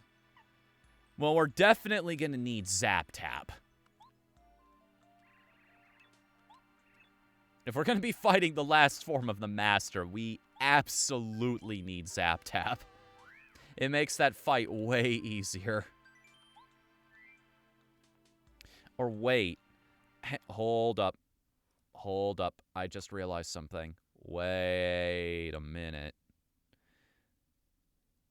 Stream resources. New Year's Eve. 2020 ideas. I need to make sure. Okay, the goal was just all 3 master fights. Not that I couldn't use particular items on him. Okay, just making sure I did that correctly. Just making sure I delivered on my promise.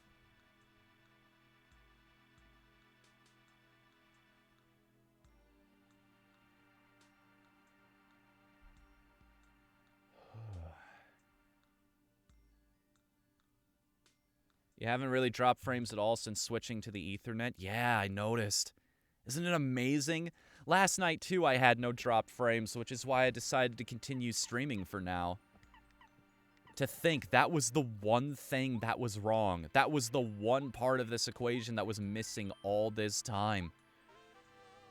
I'm a little disappointed it's way too late for me to get a return on that Wi-Fi adapter, but hey, I'm sure it'll be useful at some point in my future. That thing was made for internet that's way faster than what we had, so hey, moving into my new house in the future, and I want to connect a machine. I'll have it now, so. Yes, I will take both the Heart Finder and the Flower Finder badges, if you will.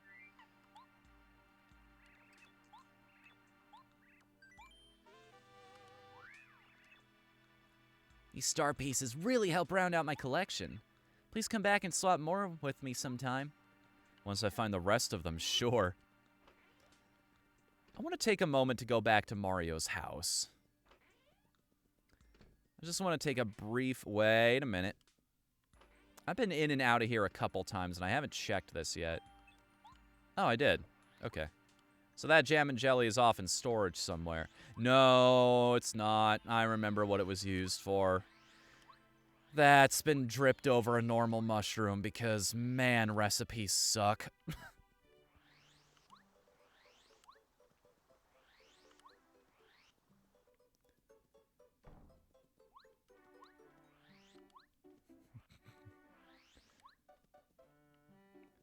You think if there was more dialogue in this game, Lady Bo would be a little...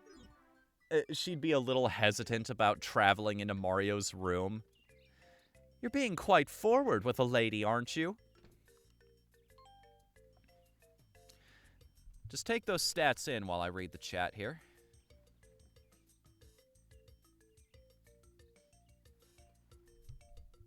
I want it known I suggested fixing it this way. You probably did, and I just forgot. No, you know what, you know the reason why I couldn't before? The reason why I didn't?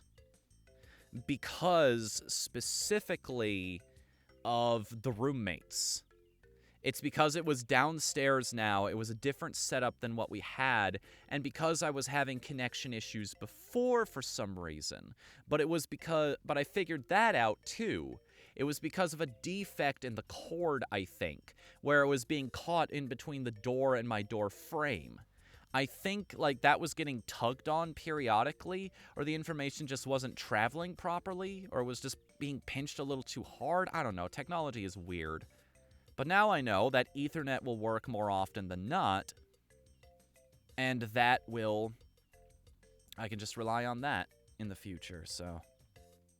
Yes, thank you for that suggestion. Helping me figure out how to get this done and dusted and over with. Okay. Alright, badges collected, star pieces collected, recipes. I don't want to screw around with the recipes right now. I'd rather go star piece hunting. That's already been the theme of tonight, of doing a whole lot of the quizzes.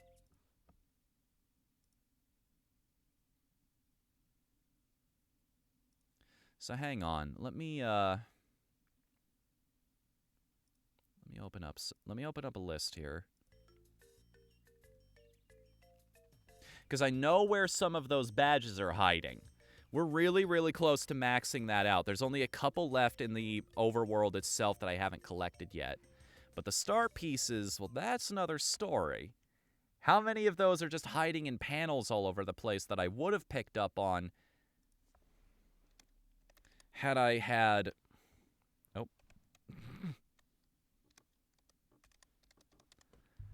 You know what's the downside to not remembering your typing lessons from when you were a kid?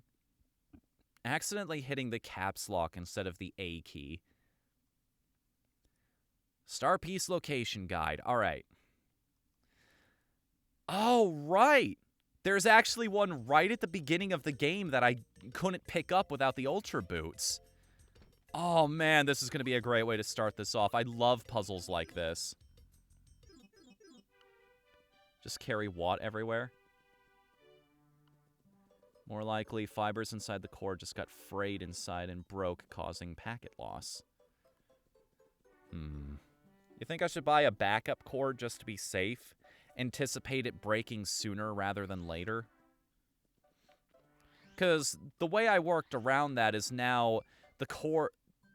the way the cord is going through the door now, I've basically pulled it up as close to the hinge as possible and pulled a good amount of slack inside my room. That way when the door opens, there's very little chance of it passing back over and then having to smush it back between the door and the frame again. Sometimes the simplest solutions are the best ones, you know? I thought I was going to have to I was going to have to tape it down with duct tape or something like that, but no, this is a lot easier. I always have 3 extra cables. 3? Trying to remember now how much this one cost me.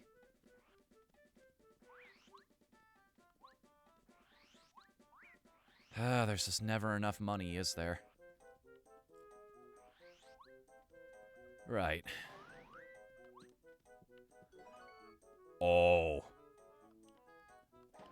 Another one of those, huh? And then... Wait. Was that it? Is there another one hiding somewhere? I thought there was a star piece you couldn't get until way later in the game.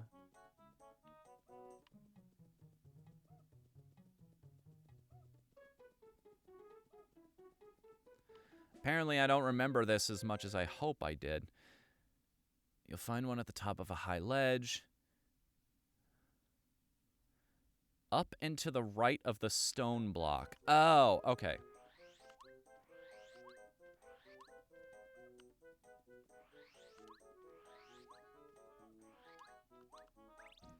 Oh, look at that. Mine! 28 to go. Goomba Village. We already gave away the dolly to Goombaria. I think we got the one where we were found in the beginning. Do we have a letter for Goomba in our inventory? Oh, geez, I've been really bad about delivering the letters with Parakarry. This can probably account for a couple. All right, and we can also finish off that side quest too, can't we? Minty in Toad Town, Koover in Koopa Village. You know what? It's time. It's time to do the letter quest, because that'll result in us getting a badge, too. The fuck you say to me? That's what I thought. All the trouble you guys gave me in the beginning of the game. Attacks out of nowhere. I kind of want to just stroll down the Koopa path again. Smash up every single paratroopa that's there. Just for the catharsis of it. Yep, I already got that one. And I don't have a letter to Goomba in my inventory, so... we're good. Where's our next destination for these letters? Shooting Star Summit, Toad Town, and Koopa Village.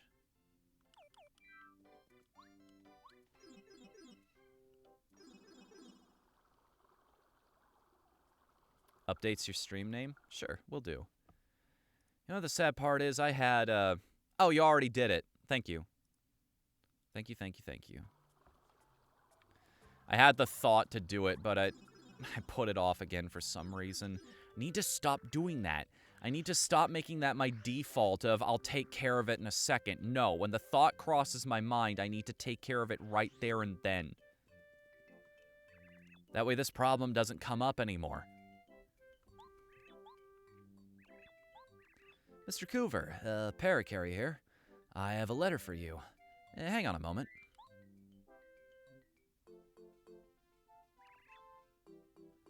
Another letter duly delivered. Postman's job is never done. Oh, thanks. Cool. It's from my pal. This must be the answer to my last letter. Thanks for the speedy delivery. If that's a speedy delivery, how long does it take letters to get there usually? Apparently the Mushroom Kingdom's postal system is worse than America's right now. It'll be great meeting up with all the guys and fishing up a storm. I've already written one. Here, can you take it? It's to Mr. E, who lives in the desert. He'll most likely be hanging out in front of the Toad House. He wears a blue turban. You'll probably notice him right off the bat. Thanks for everything. Mr. E. I wonder how many characters over the course of media have used that title. It's an easy pun to make. It's a very entertaining one, but...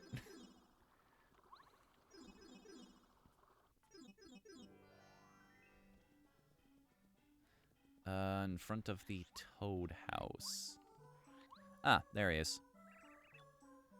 I haven't seen rain in ages. I know it's a desert, but it's rained once in a while.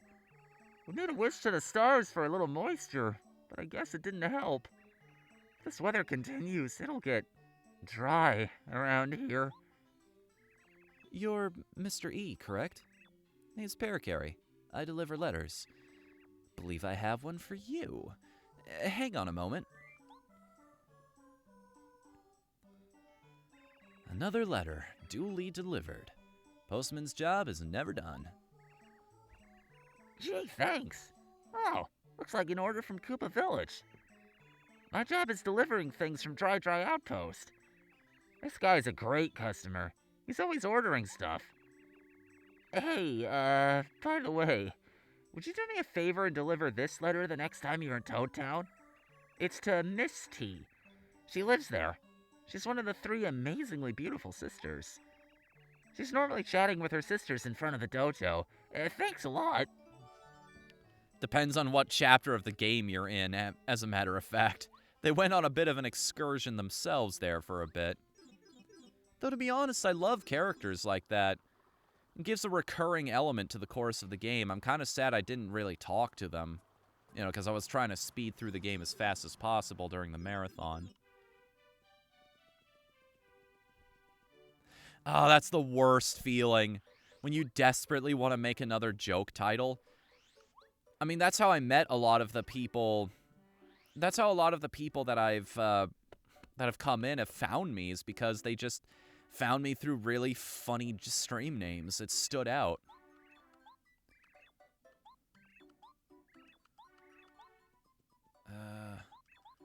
Which one of you is the one I'm looking for?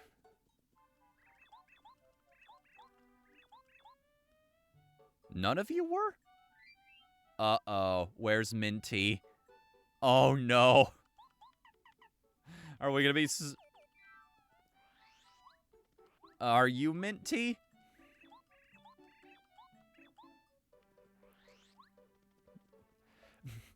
Are you Squidward? No. Are you Squidward? No.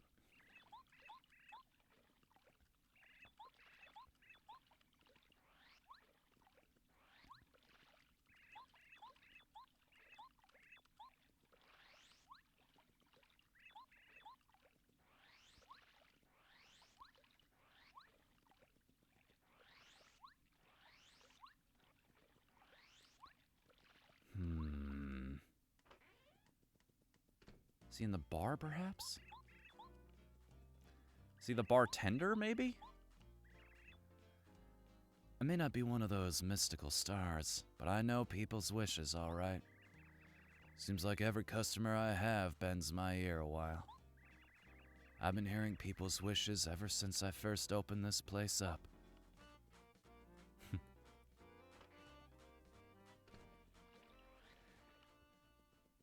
Some of the best characters in all of Paper Mario are just the side characters, aren't they? Did they give me a little bit more of a hint on this letter about who this person is? Because I know some items let you scroll down. Nope. It's just making sure I know how to deliver it.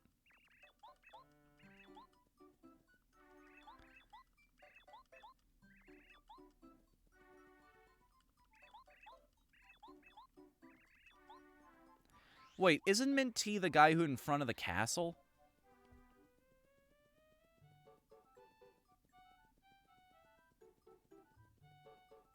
I know that I'm looking for the Toad sisters, but I have a letter to Minty as well. He's another one of the Toads. I have 2 letters going to Toad Town now, and I need to make sure I deliver it to the right one. Ah, shoot, where is he?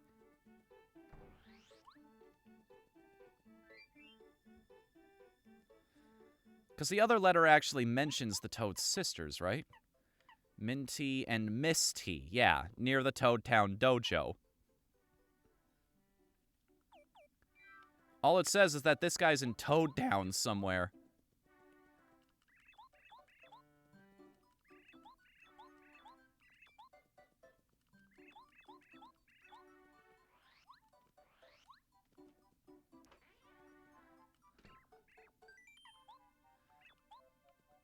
you're not the one. Wait a second. Is Minty the person in charge of the garden here? Yeah! I thought I recognized that name from somewhere. The name's Parakarry. I deliver letters. I believe I have one for you. Hang on one moment. Another letter duly delivered. Postman's work is never done. To me? Who's it from? The Wise Wisterwood? Who's Wise Wisterwood? Thank you for making the flowers bloom so beautifully. Oh, it's a thank you note. It says, please drop by Flower Field sometime. Wow, how delightful. But how does Wise Wisterwood know about me? Oh, excuse me, I'm rambling. This is a small gift to say thank you for delivering the letter. Please take it. I wonder if this is kind of a... I think I've mused on this before, but why are postmen paid in star pieces, I wonder? Is this all of Parakarry's paycheck for the month? And he's just giving it to Mario because he realizes it'll help the greater good? In which case, Parakarry is even cooler than I thought the dude was. I love how all three of these, like, Toad groups that you find, they're all cheering on Mario. I, Felicity, will cheer for you without rest. You are Misty, correct? The name's Parakarry. I deliver letters. I believe I have one for you. Hang on a moment.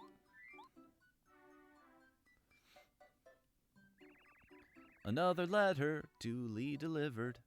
Duly received? Postman's job is never done. Who's this from? I don't think I recognize the return address. Oh, well. I'm always getting love letters from strangers. I'm super popular. But enough about me. It's so lucky you came just now, Mr. Postman. Will you do me a favor? I want you to deliver this letter to the shop owner at Dry Outpost. I order lots of things from the desert. They have so much good stuff.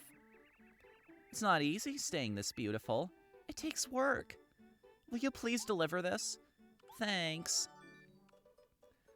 I like to imagine that all of the items we've been picking up this entire journey, they have alternative uses that we've never even been considering the nature of.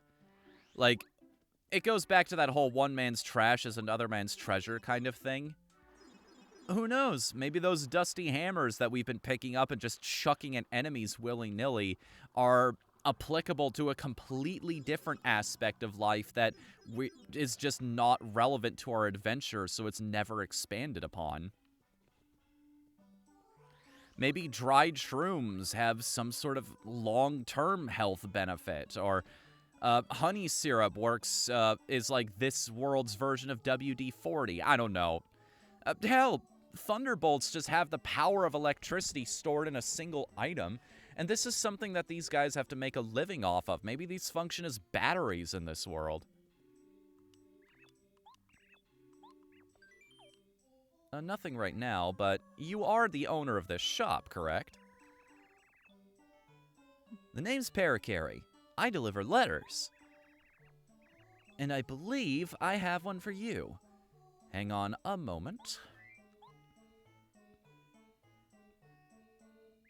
Did you buy out Ralph's shop? Yes, I did, actually.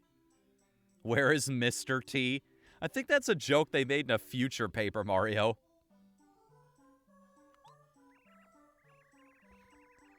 Oh, thanks. Yeah, this is an order sheet from one of my regulars.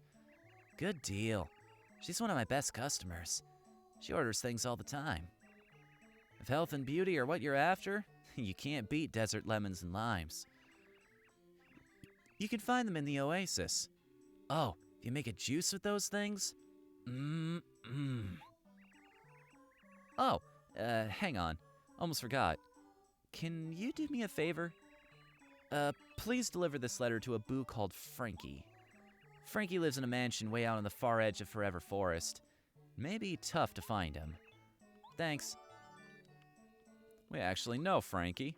We've paid quite a few visits to the guy, hoping to run across Chuck Quizmo there. At least I have the route to him memorized at this point.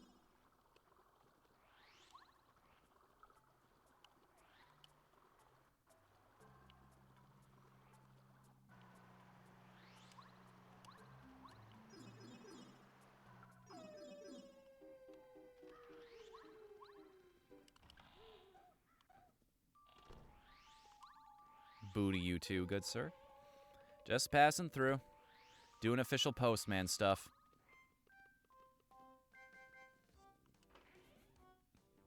I love the idea of somebody's job being their actual job in an RPG.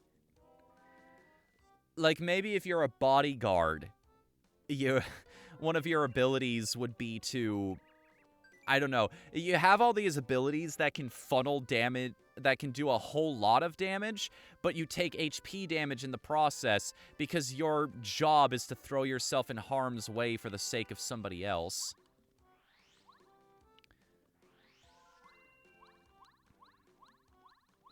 Really? It's not the shop owner? In a basement, huh? Hidden panels. Is he down here, perhaps? No. Then... Wait a sec. What the heck? Let us make a trade.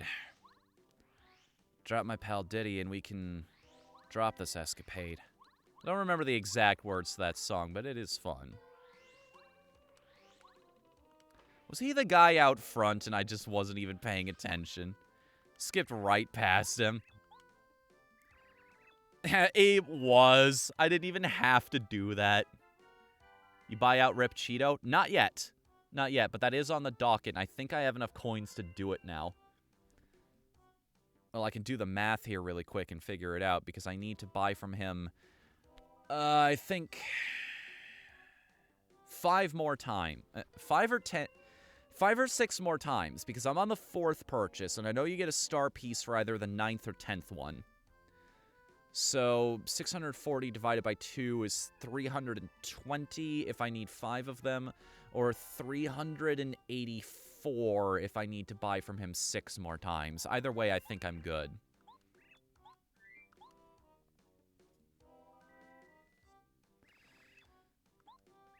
Oh, thank you. Oh, great.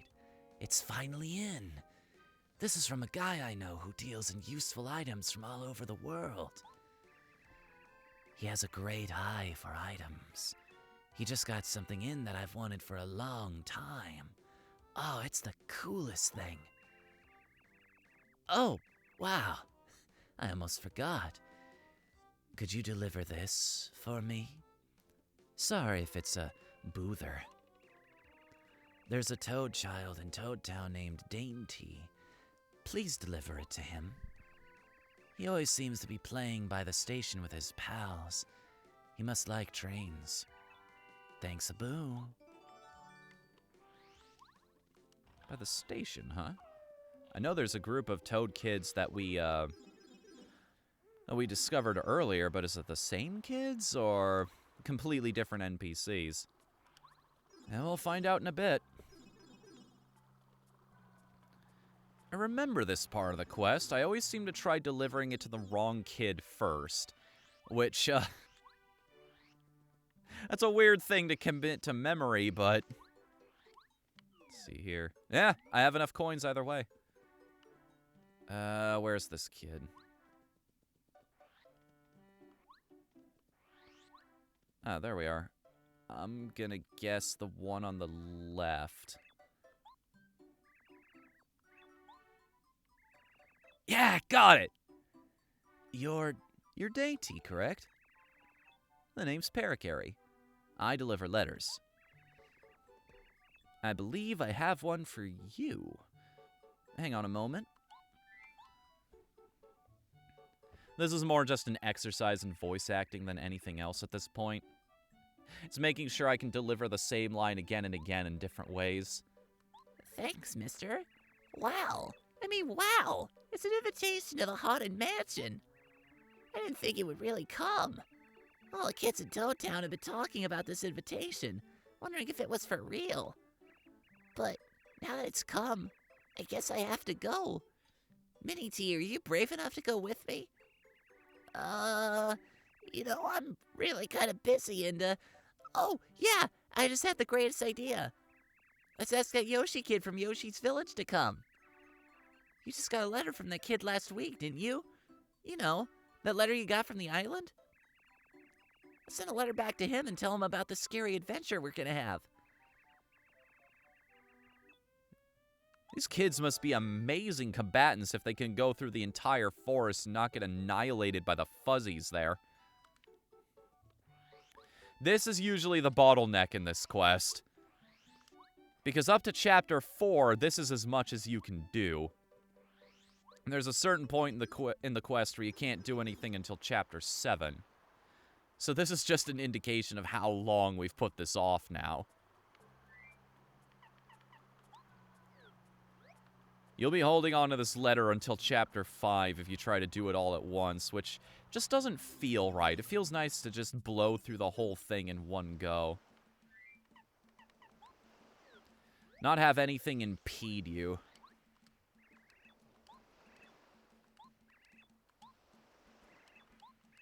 Yep. Got some letters. We're gonna deliver them. We're gonna move on. I wonder what it is. Oh, my pal made up a new game. I've got to play this later. He also wants me to come to his town and play with him sometime. But how can I get there? Oh well, maybe someday I'll be able to cross the sea and hang out. You know, if you want, Mario'll show you a path through the pipes in the sewer. Don't know how they got a pipe that long to go all the way out here, but hey, it's fast. It's really funny, because I was just writing him a letter about a game I made up. Mr. Parrotcarry, will you help? Here, deliver my letter to the Toad Kid who asked you to send this one to me. Could you? Thanks.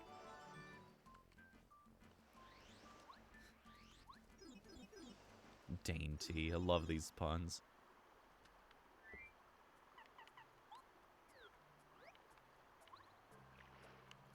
You know, while I'm here, I may as well. Actually, wait. The fastest way to do this would be to go to topside and then go through the blue house again.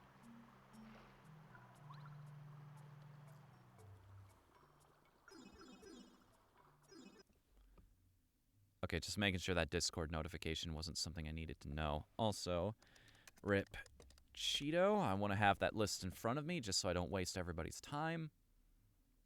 Last thing we got was the bump attack. No, last thing we got from him was a repel gel. So, star piece. So, a star piece, a super shroom, a mushroom, 2 dried shrooms, and then a star piece. Okay, so it was 10. Once we've got our second star piece from this guy, we're golden.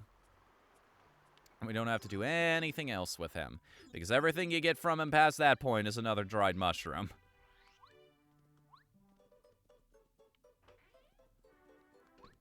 I guess the name is deserved in that case.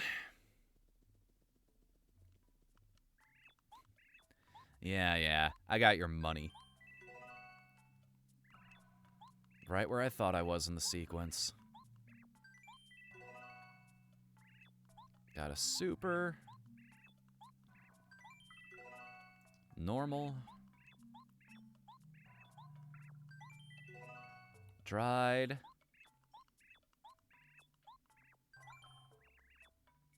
You have two. Oh. I have too much stuff, so I can't take it. I had a feeling that was going to be a problem. That was another case of my brain just being like, no, it's not an issue now. You don't need to address this immediately. Yeah, well, guess what? Guess what, dingus? Wrong answer. Wrong answer, you dumbass caveman. You thought you were fine, but you're not. Nothing's fine. How about you put out that fire, Mr. Dog in a Hat? So I can sell that POW block while I'm here, too. Do I need any more supers? I don't think so.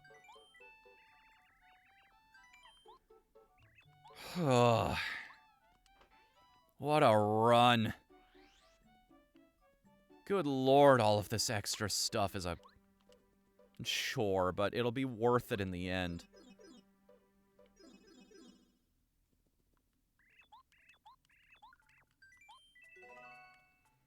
And finally, last but definitely not least. Good.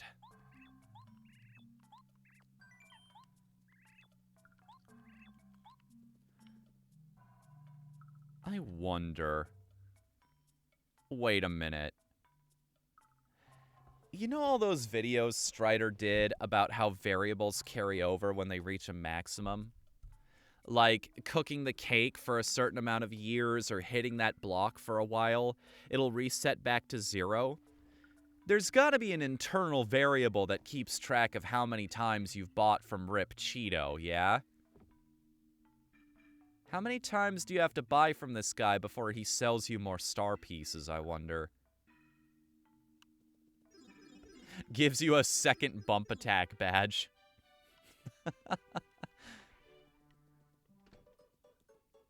I'm just thinking now of the guy who was, I'm just thinking now of the lead director for Final Fantasy XIV, because WoW Classic came out a while back. Somebody jokingly asked him, so when is there going to be a Final Fantasy XIV Classic? He just laughed and responded with, Nightmare.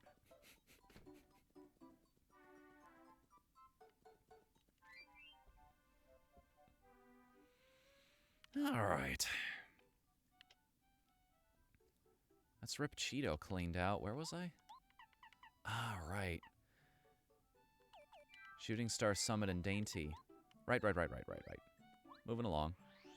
Moving right along, looking for good times and good news. Do you know they remade that song not too long ago? They posted it near the beginning of this year, which, let's be real, very appropriate considering what we just came from.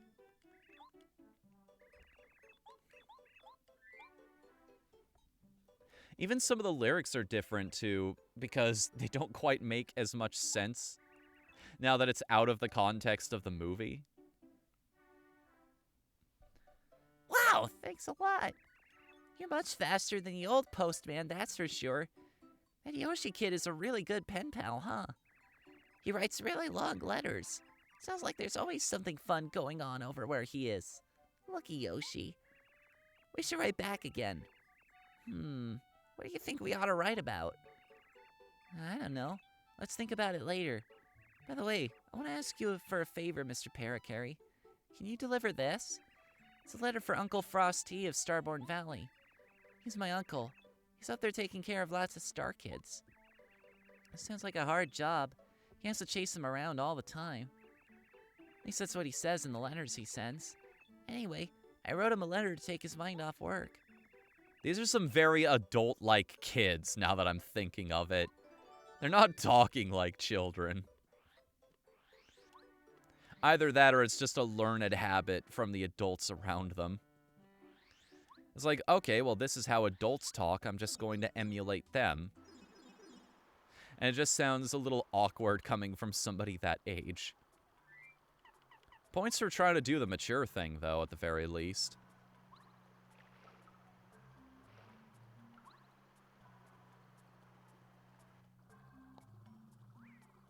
Ugh, that is a weirdly satisfying feeling.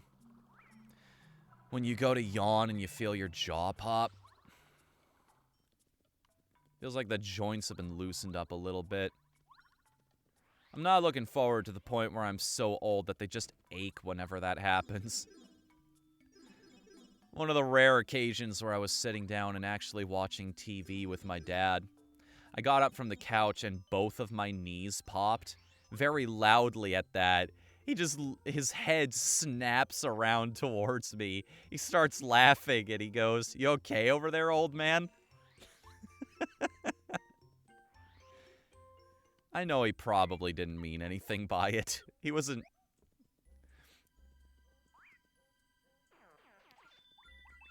All right. Late game enemies. They give way more coins.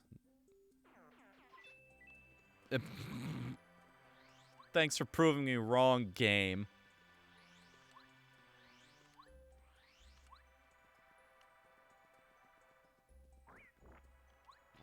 Jerk. All the trouble I had in this level. Get out of here. You know the rules. It's time to die. Say goodbye.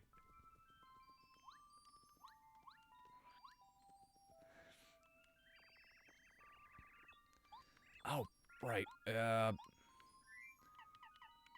Letters only count when you have Parakarry out there. Saved all the star spirits. I love when NPCs react to what you do in games.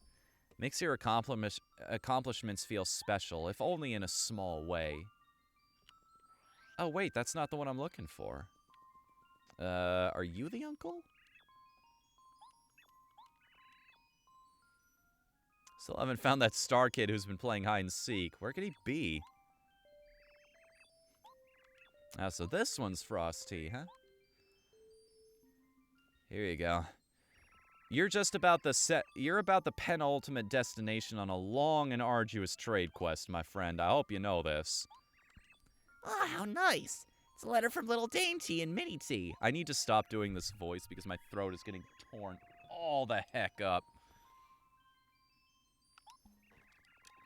I'm going to trust you to do the reading on your own here for a second while I take a swig of water.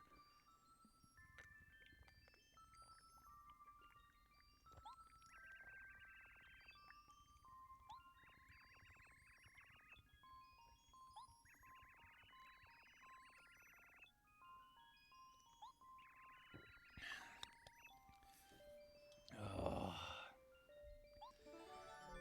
God, I love this thermos.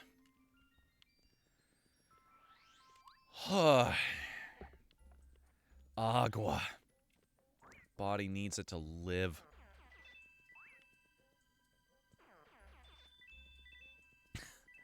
What a badge. Enemies first strike you and they explode into particles. This is so good. They broke their fist on your rock hard abs, I guess. Mario takes off his shirt. It's like that meme skin from the Smash Brothers Brawl hack. Or was it a Smash Brothers not Ultimate, a Smash 4 hack that somebody put out there.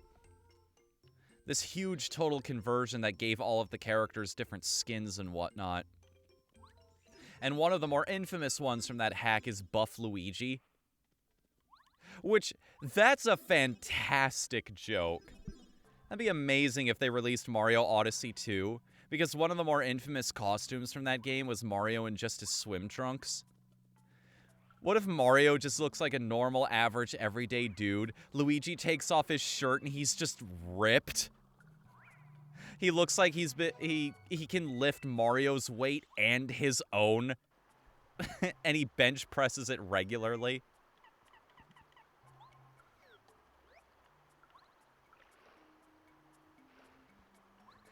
And nobody comments on it either. That's the other good part. That's the other thing that would make that joke work even better.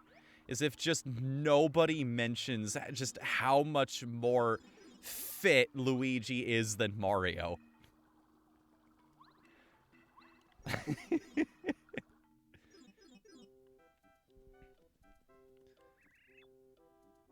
Must be pretty gloomy around the castle, huh? I'm sure the people there are depending on you, Mario.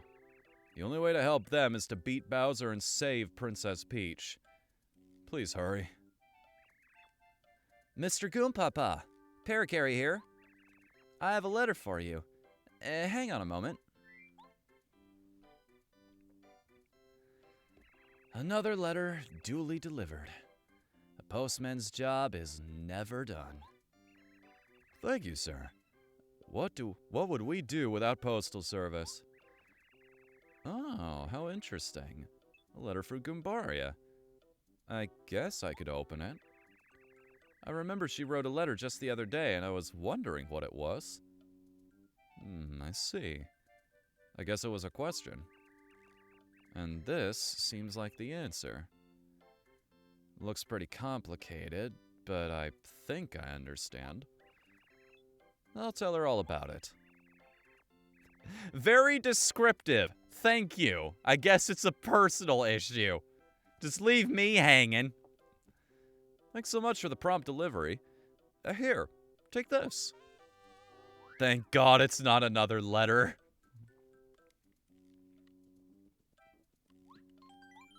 Also, I just realized the last letter I've got is to Shooting Star Summit, and I forgot to deliver it while I was there. Oopsie.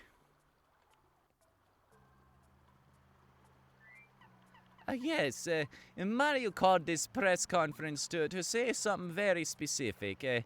He's sorry.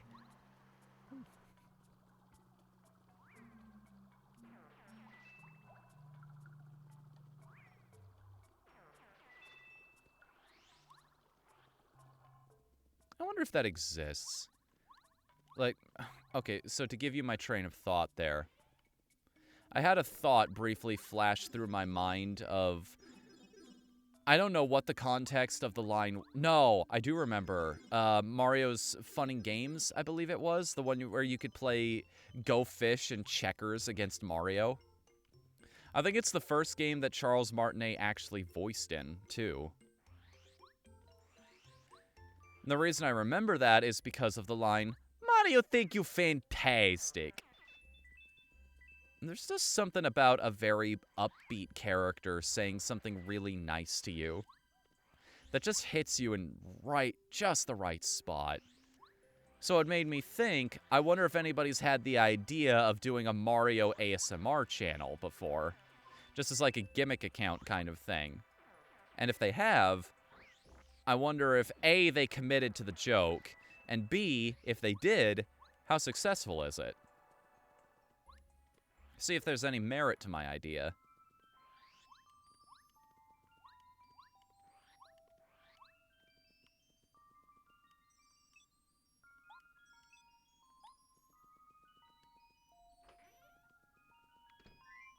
Parrot Carrie, you ready to deliver the final letter you were carrying on that fateful day?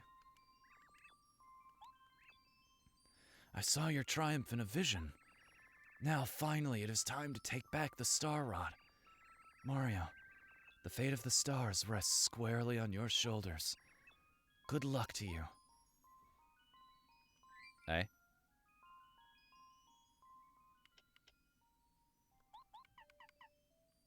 Shooting Star Summit. Oh. Wrong wizard.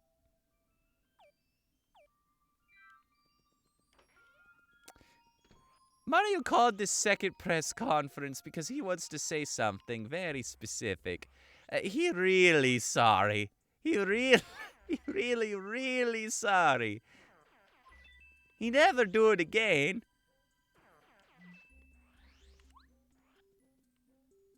Mario not promised that, but he gonna try not to do it again.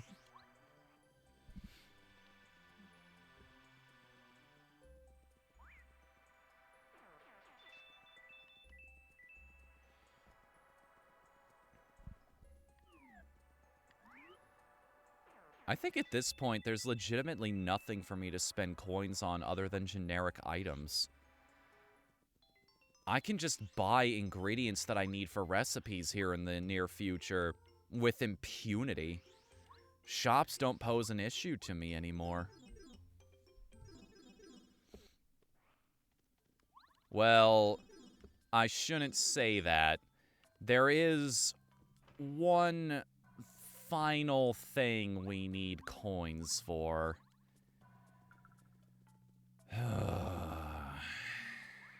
We need to grind out the Little Oink farm.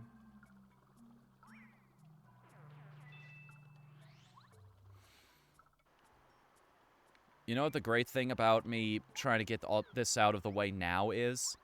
I have some plans for next week if we manage to get all of the end game grinding out of the way early. I have something I've been meaning to try for a little while. I have a game in my pocket that I've been tangentially curious about for some time now. And if you pay attention to my Twitter feed, you might know what it is. But that's all I'm going to say on that one. Follow me on Twitter, by the way. It's the easiest way to get notifications about when I go live. What did I need? Right. You. It all inevitably comes back to Shooting Star Summit, doesn't it?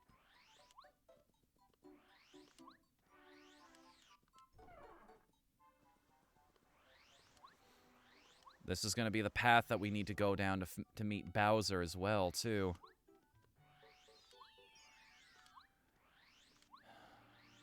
Part of me kind of wishes I'd saved all of this for last, but at the same time, who knows, maybe there's some stuff up in the castle itself I can't get until I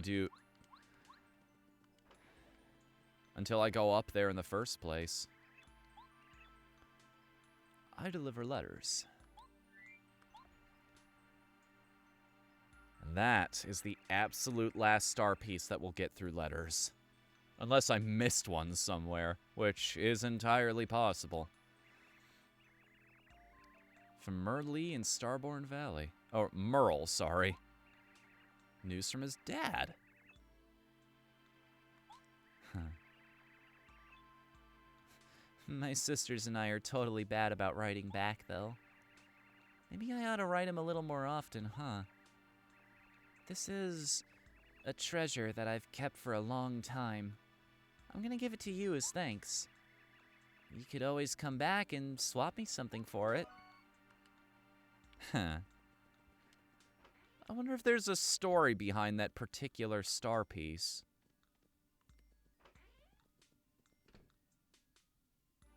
Can't help but feel like that fan game idea I had that expands on the story of the wizards in this game. It would also tie into that star piece too. Like, maybe there's a reason he treasures it so much. Man, if it weren't for Nintendo being extremely copyright happy, I'd totally pursue this. Because all of the assets are still out there, and it wouldn't be too hard to modify the existing sprites.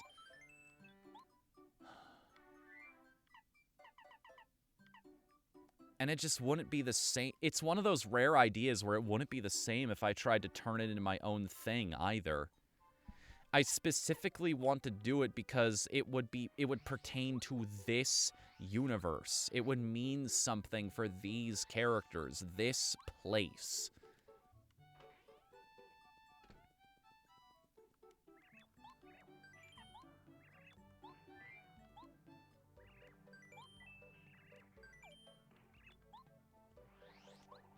Okay. Now we're back on the hunt for star pieces again. In an official capacity now. We've gotten all of the side ones I can think of out of the way. Oh, okay. We need to go back to the Goomba Fortress for a second. I think that's the next place on the list, yeah? Goomba Village. Star piece, spin jump. And we already delivered Goompa's other letter, so I think we missed both of the star pieces that are here. Did I? Hold up. Okay, I did. I'm just making sure. It's been so long since we were here before. It feels odd. Feels strange going through this particular area backwards because there's no reason to.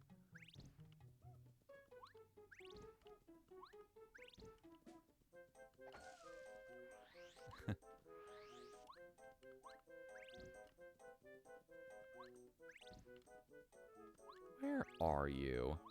Where are you hiding?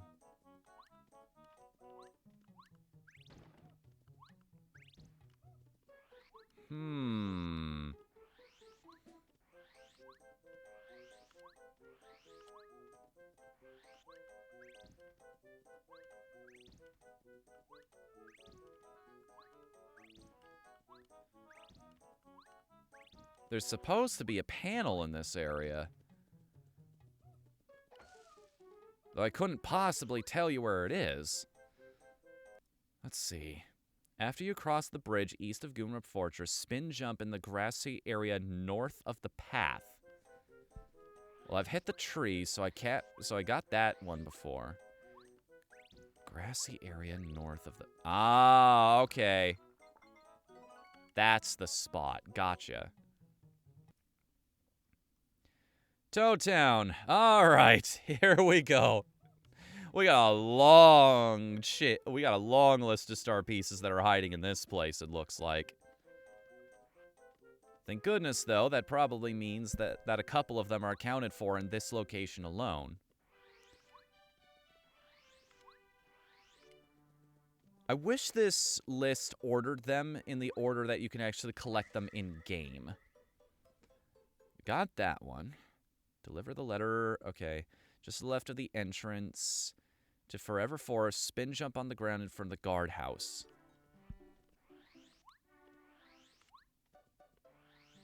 I think we got this one. But it pays to double check. Yep. Done and done. I've used the phrase done and dusted a little too often here. I feel like I need to stop. It's a writer thing. You don't like using the same terms again and again. Give the letter to Feist-T. Spin jump in the grassy area to the south of the dojo. All right. And at least if you're going to order them on your list, put them in an order where I can collect them based on where I'm coming from the last area. I don't have to go back and forth so much. Got that one. After you get sushi. Yeah, we grabbed that one during the last stream. I remember that vividly. Spin jump on the ground near the save block near the docks. Okay. I think this might have been another one that I had the I Spy badge on for.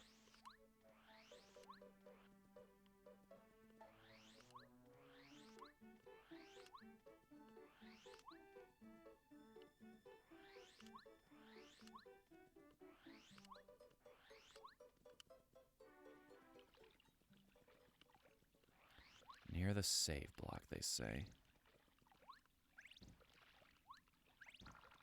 Got that one, too. Letter you find in Jade Jungle.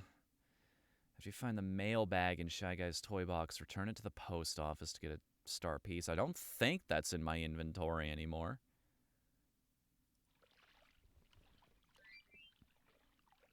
And the Rusty in Rusty's dictionary. I know I delivered that. Because you can't progress if you don't deliver that. Okay, Toad Town Tunnels. Find this on a ledge in one of the rooms you can access after obtaining the super hammer. Pretty sure I got this.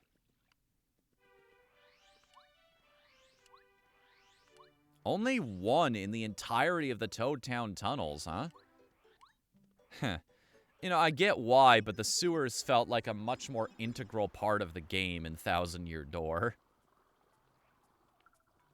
Felt like there was just so much more to them as a place. Hang on, don't you get something for right? No, that's another room where you ride those all the way up and something happens.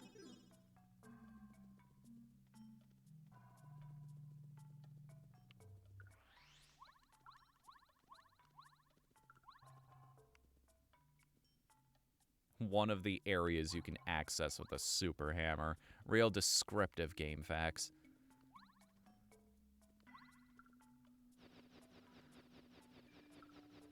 I believe this was the room, too. Right here was the place where you get it.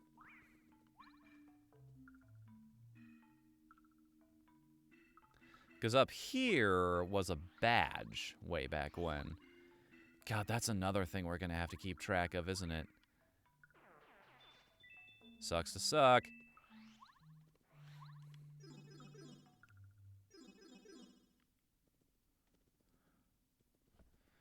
Alright. Where's the next stop? Shooting Star Summit itself. There's 5 of them there? I think we delivered a letter to her as well, so that's 2 of them. I think the other thing they're getting at here is that there are a surprising number of star panels up there. Then again, it is Shooting Star Summit, so having a lot of star pieces resting there, while kind of morbid in the grand scheme of things, if you think about what star pieces must be, does make sense. It's kind of like that line from Sonic Colors. You know, if you think about what we're doing from a robot's perspective, it's actually pretty gruesome.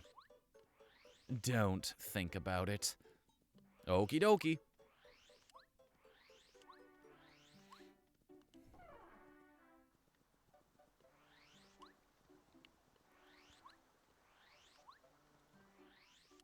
I do not envy the groundskeeper that's got to clean up that yard once all this is over and done with.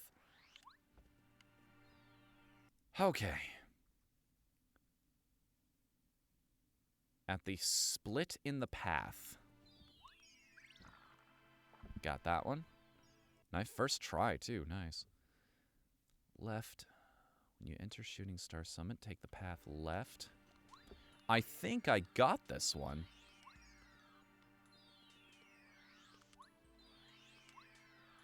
Yep. Grab that. And then spin jump on the ground to the right of Merlovely's house.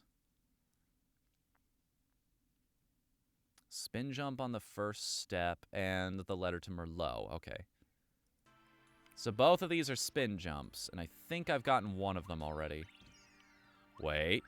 This feels new. It is indeed.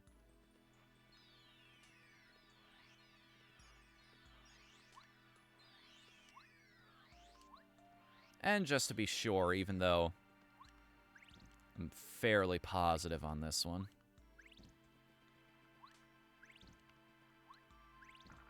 Yep. Grabbed that earlier. Guess my long-term and short-term memory ain't so bad after all. But it's only related to things that are completely inconsequential to my life. The weirdest thing. Pleasant Path.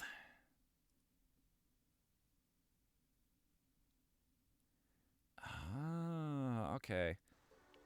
I know what that one is. We actually need Cooper for this in case I didn't grab it earlier. This is another one I'm fairly sure that I picked up, but... How many different ways can I say better safe than sorry? Because I think y'all get the point at this point. Perish.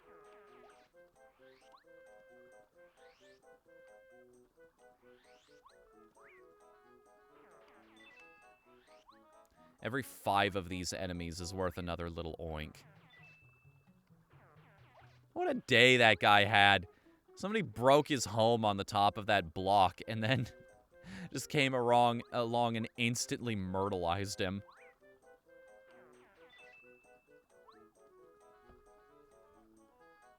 Next.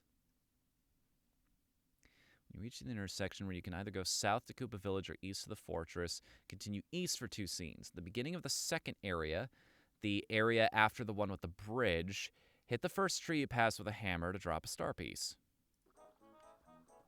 I don't know if I got that one. Head east for 2 areas.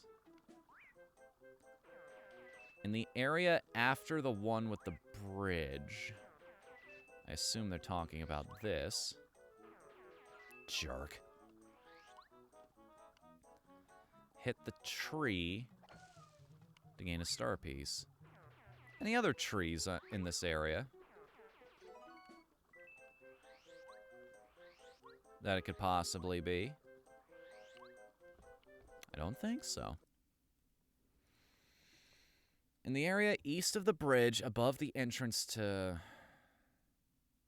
spin jump the ground. We definitely did not get this one, I don't think.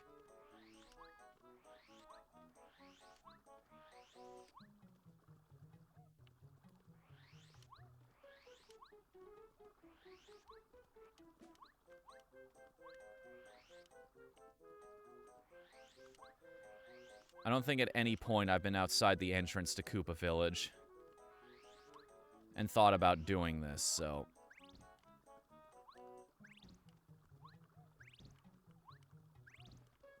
Oh.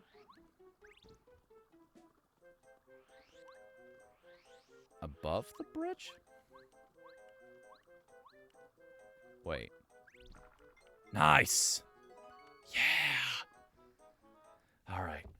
Ticking off those boxes. Let's go. Still here, just kind of semi-lurking. I don't blame you.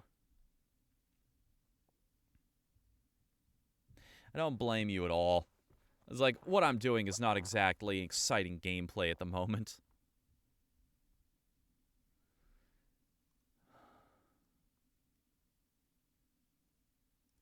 If you knock the shell off that floating block, come back to the area afterward, and a star piece will be in its place. The amount of times we've been through Koopa Village, I'm sure I would have noticed that by now.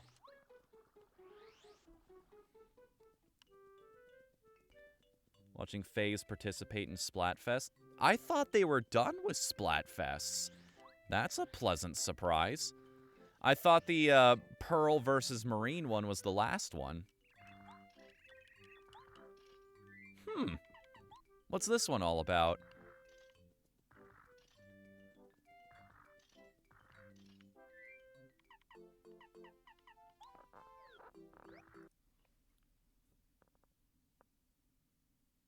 Left of the group of Bob-ombs. Okay.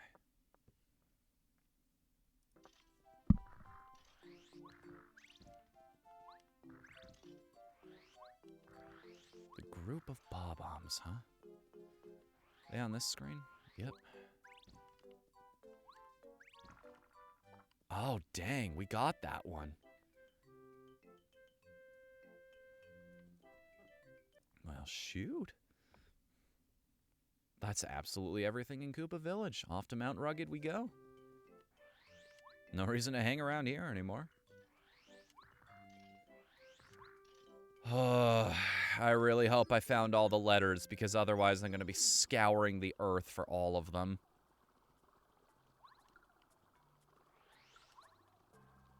To find the one I missed. Granted, I think I have all of the locations memorized at this point. I think that was the end of the delivery quest. How many coins we have, by the way? Okay, so we can manage 18 little oinks currently. Which, considering we need 2 jam and jellies to finish the recipes completely, we're gonna need way more coins than that. If averages are anything to work with, that percentage comes out to... because it's 10 per little oink, and 3 goes into 133 times... So 660 coins is what we'll need, unfortunately. Thankfully, we've got a bit of a mercy rule on this one. We could just go back and forth between, not Shooting Star Summit. What's the name of the place? Star Valley? A Star Sanctuary? Something like that? And then we could just keep defeating those liquor enemies and the piranha and the icy piranhas over and over again. Okay, in the flatland after the save block where the Monty moles are, go right to the bottom of the slide in the background. Spin jump at the bottom of it to find a star piece. After the save block where the Monty moles are. Go to the right. Go right to the bottom of the slide in the background. Okay. Past the save block where the Monty moles are.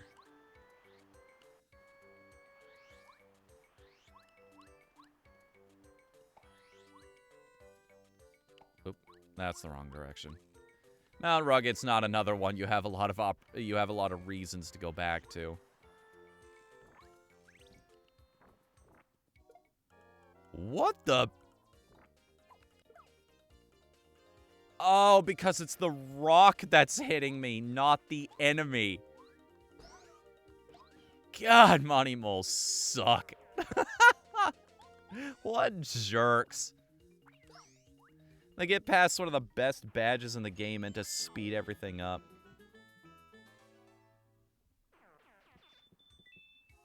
get out of here. It's not appreciated.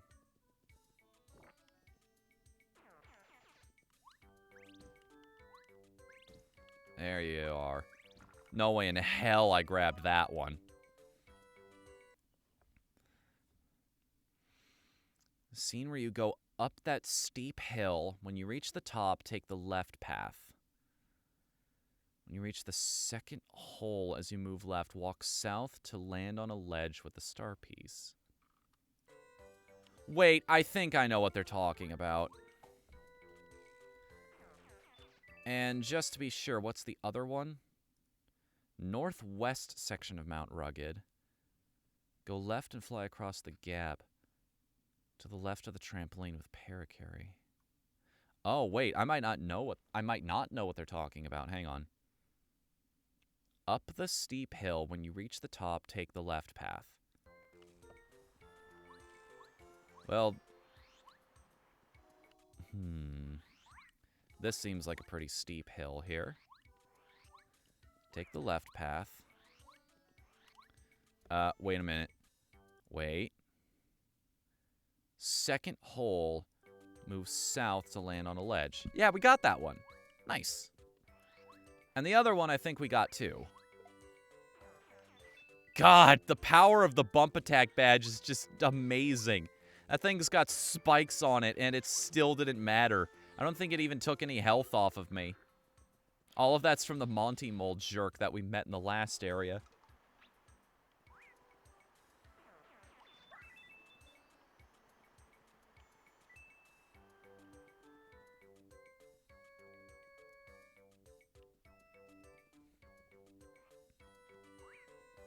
Wait, what are you talking about, Coops? What happened with this one Splatfest they canceled? I'm genuinely curious about this now. One side just being way too overpowered? What?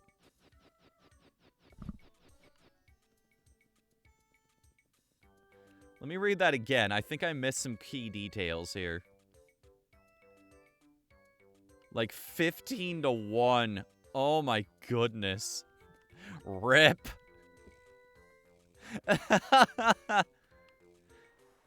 You know, it's results like that that make me understand why a lot of Splatfests are such inane and seemingly low-stakes prospects. It's like, are you a clean person or a messy person? Do you prefer ketchup or mayonnaise? That way you don't get a strong opinion one way or the other. They have a reasonable split so that people can actually, you know, have somebody to play against. It's not like you hop on and it's like, oh, every match I only have one other person in my team, and we just get annihilated because of that.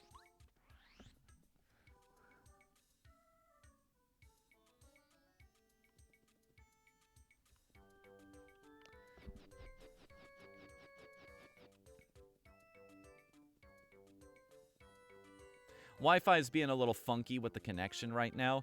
If you already said what the Splatfest was, I apologize. Like, I want to know what was going up against what and why it was so imbalanced. Like, which side ended up being the one with all of the players on it.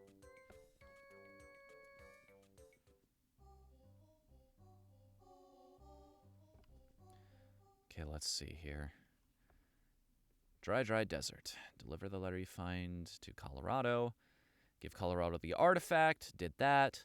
On the middle path going east and west through the desert, you'll come across the Nomadamouse. Give him a letter.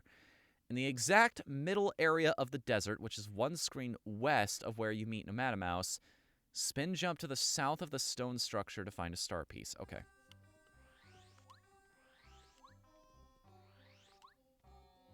Thank goodness this is nice and easy.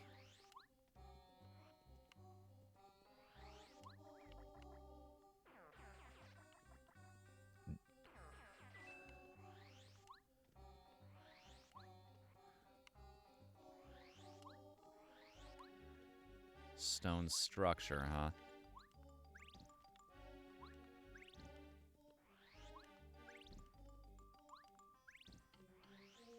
Is that it?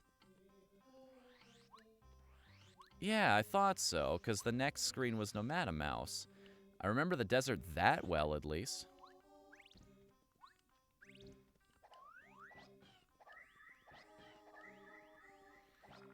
There we go. Directly south. Okay, I didn't think it was going to be that close. Dry Outpost. When you get on the roof of the easternmost building in town, spin jump on top of the roof. No way I grabbed that one, so. It really just comes down to a lot of the panels, doesn't it? Super Shroom versus Fire Flower or something.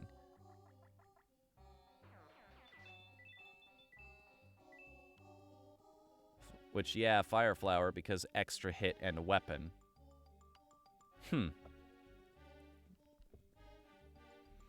I mean, yeah, that was a little bit of a logical imbalance there. Why would I... Yeah, one of those as a definitive... One of those is a definitive upgrade over the other. Now, if it had been another Tier 2 power-up, as it were, like maybe comparing Fire Flower to, say... I don't know, what's an equivalent one? Because if you go with the Cape, everyone's gonna vote Cape. We got that one? Really? Huh.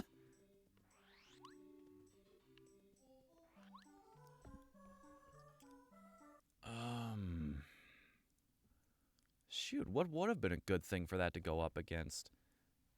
Because you can't go Tanuki Leaf either. Because everybody's just going to vote for that. Oh, wait a minute. Tanuki Leaf versus Cape. Then you're going to have people like brother against brother, cats and dogs raining from everywhere. Dry Ruins. I had to have picked that one up, right? There's no way I didn't grab that thing in the corner. I don't have to go all the way back out to Dry Ruins, do I? Because it says, in the second room where you have to drain the sand, you'll reveal a star piece in the corner. There's no way I didn't grab that. I had to have while I was out there. Yeah, I'm just going to trust myself on that one. Although I'm making a mental note of it. If I end up missing just one star piece, I'll make the long, arduous journey and then kick myself for missing something that obvious.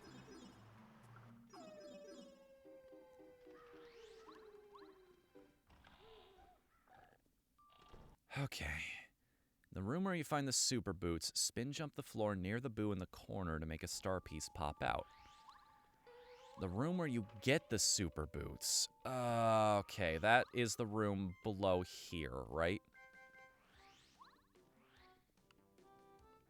No, that's the library.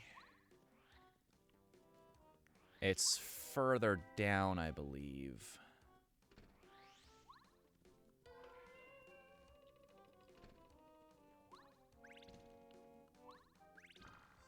Yep, got that one because he flat out tells you about the panel that's hidden there. In the room with the empty chest and the chandelier that almost crushes you, go down the stairs and spin jump the floor in front of the clock to reveal a star piece. I think we've gotten that one too.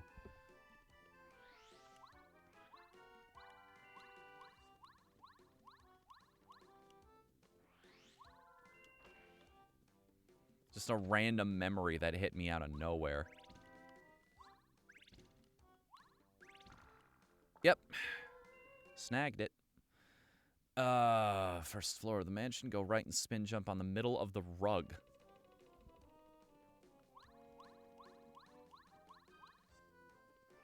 Secrets everywhere. And this is probably why it's important to wear the I Spy badge if you don't have these memorized absolutely. Apparently, I've been pretty good about them so far, though. Found the record spin jump on the rug.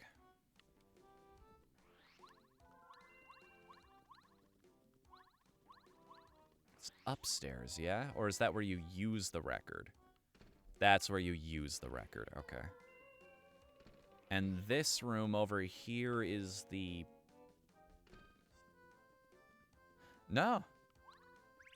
No way I did this, right? Thank goodness. Oh, I can feel it getting closer and closer. Sweet release at last. Getting every single badge that's left, and then we can start taking down that checklist. It all feeds into each other at the end of the day. When you land atop the large bookcase, that one I remember because that was a really cool moment for me. I felt super clever getting that one. That's in the little library in the mansion. Spin break both of the crates down there and it'll pop out, yeah. Deliver the letter you find in Jade Jungle to Igor, the shopkeeper, with Parakarry as your partner. Yeah, got that. Okay, Gusty Gulch we go. The scene where you hit 3 blocks to get 11 coins and a super shroom, walk behind the rock in the background, and right after you go east through the gate from Boo's mansion, spin jump the ground. Okay. Right after you go east through the gate. And I think we got the one in the background, too.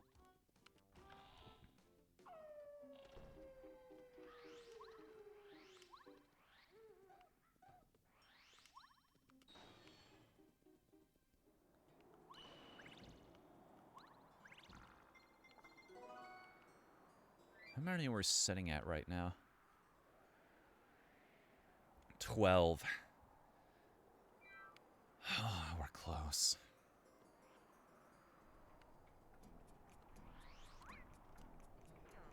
Thank you. Mario wants to spend your soul in a shop. He needs items.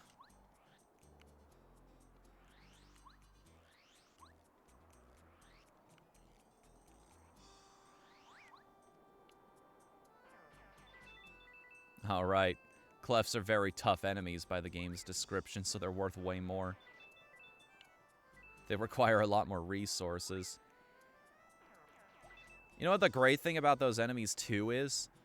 The ability you get for completing this chapter completely trivializes them. Then again, Starstorm is just an incredibly powerful skill in general. It scales incredibly well because it pierces defense. You got armor? That's great. Starstorm does not care. It will hit you, it will hit the entire enemy party for 7 damage every time. And the thing is, it's perfectly balanced as well. Like, only costing, well, it's not only costing 2 bars of star energy is a pretty hefty price to pay. That's not going to come around super, super often.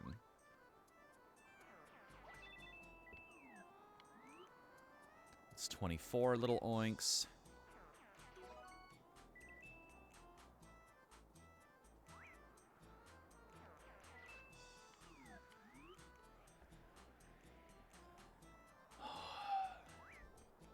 We're getting there. I can feel the knot unwinding itself.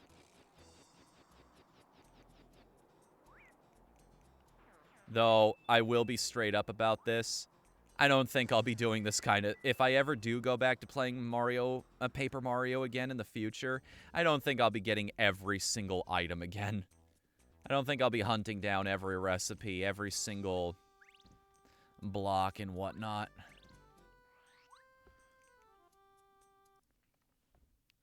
Okay, Tubba Blubba's castle. On the balcony above the room with the large table, drop down onto the table and collect the star piece sitting on it. And in the long hallway to the east of the room with the large table, enter the first room to the left. Get onto the table and take the star piece there. I think we got both of these. Huh, they fixed the bridge. Just in case somebody needed to come back here.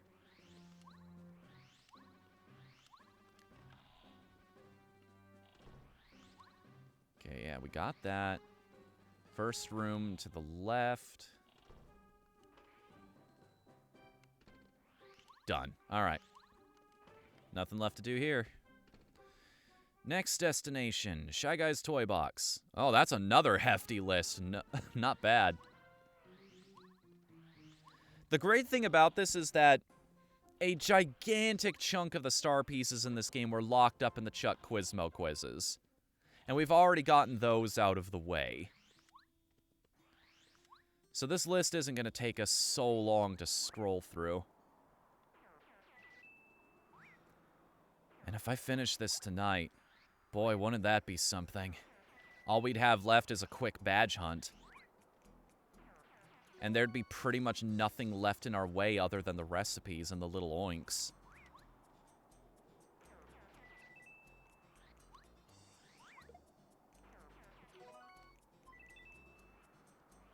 Pretty sure dried shrooms don't sell for a whole lot.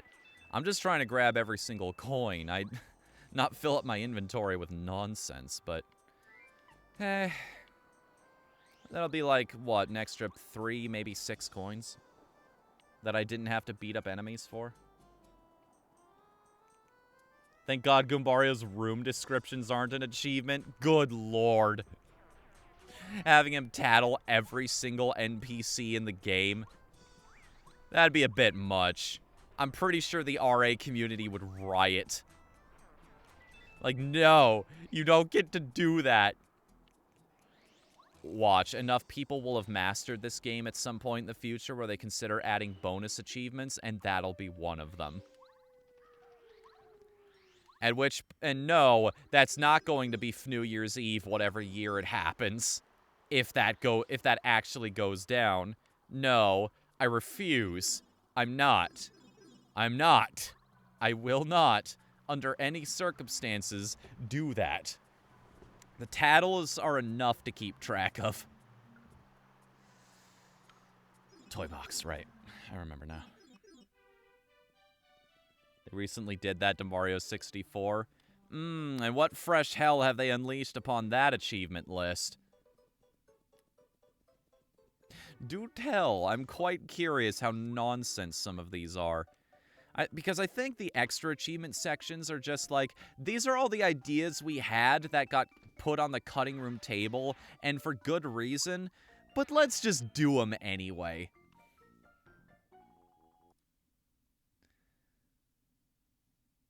In front of the blue mushroom guy. To the right of where you enter. Got it. I think every station has a star piece panel, doesn't it? In the long room to the right of the entrance, you'll find a star piece behind a yellow block just past the first wall.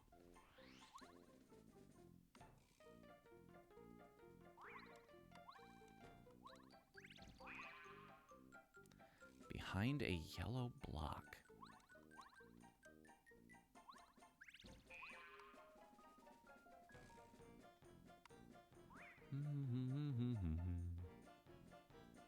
I wouldn't exactly call that yellow, but I think that's where it was hidden.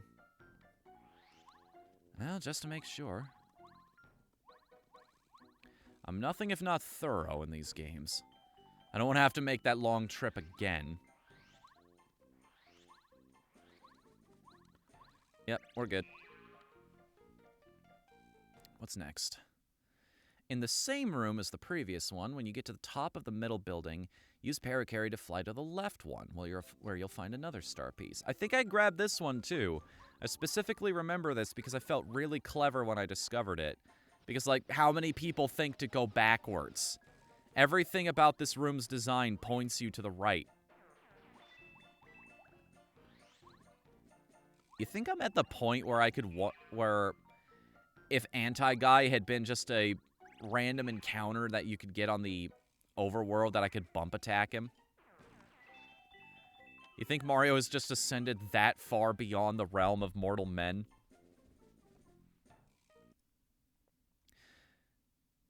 Okay, spin jump in front of the ground in front of the pink station. Pink, green, and red stations all have one. Okay.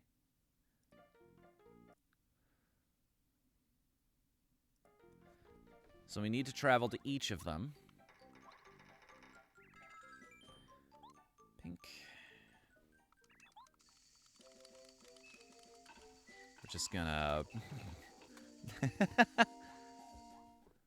We have the technology.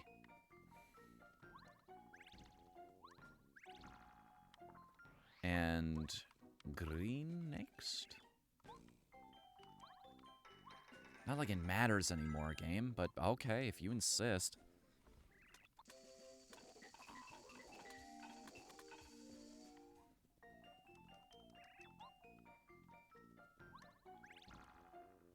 Got that one too. All right. So what about this slot machine room am I looking for? Go right and jump on the large blocks that move up and down.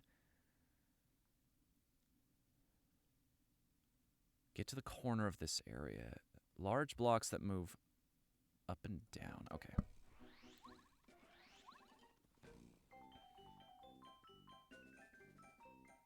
Collecting every coin in every... Oh, man. Is this from the same people that tried to figure out if L2401 is real? I get that it's a reference to that, but here's the thing. That was a joke post specifically because the people who made that joke knew nobody actually wanted to do that. You played right into their hands. Congratulations, you played yourself.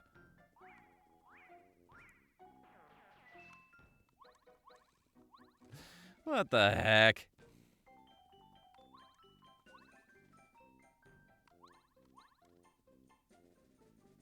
Down here? Because I already grabbed that, I believe. Under the low green block, ride it to its lowest point, then go right into a hidden room that contains coins and a star piece. And then finally, go to the red station. Didn't realize this is what they were talking about. Again, words only do so much for me. You give me an image to work with, I do a whole lot better.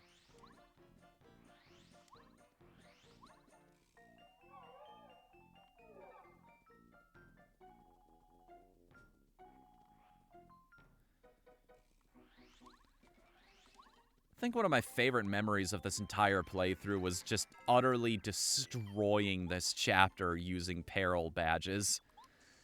Just nothing being able to stand up to me. Not the Clubba, not the Koopa Troll, not even the anti-guy. I only needed 2 turns to beat him with Power Bounce. That was nuts. All the times that thing gave me trouble as a kid. Just...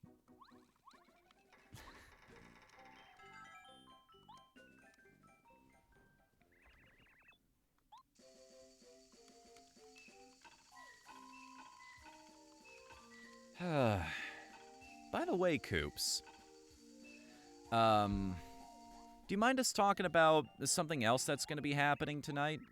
Is that still going on? Am I still going to be a part of that, or... I'm just double-checking before I make an announcement and get people's expectations up.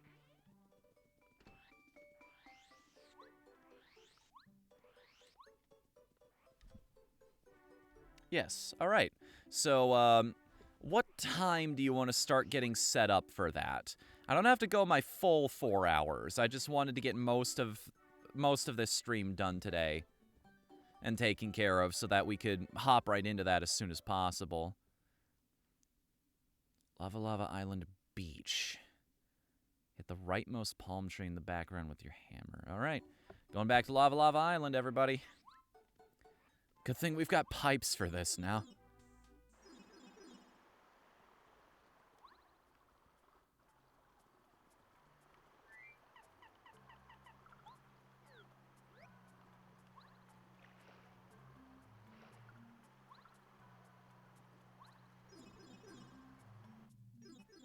PM going live around 7:50. All right. Did you want to do any... Do you want me to hop off for prep work like around 7:30 or so? Just so that we can make sure that everything's... all the wires are crossed properly, as it were? That's basically what I'm asking with that. I can't believe I didn't collect that one. I thought I had that burned into my memory from when I was a kid. All right, spin jump in front of the statue in the middle of the village. I thought I got this one. I think I still had I Spy equipped at this point.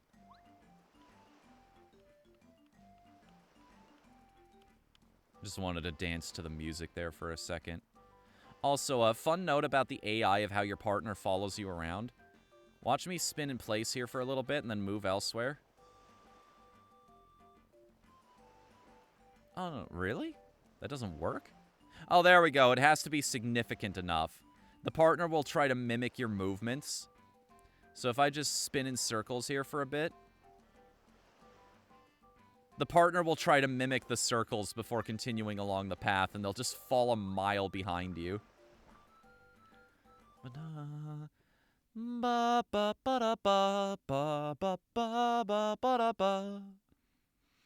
Alright.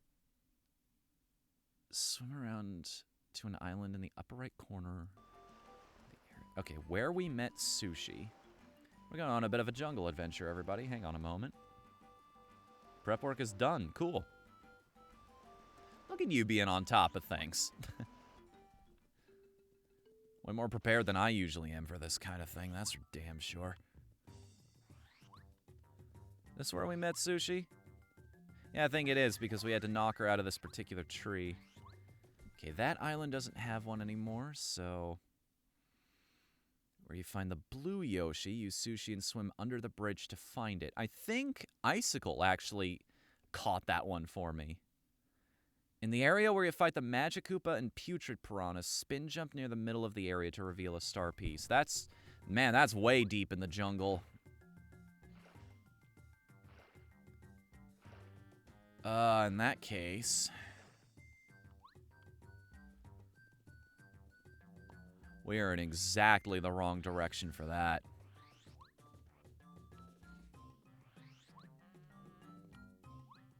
Wait, what am I doing? We've unlocked a quick way back into the deep jungle.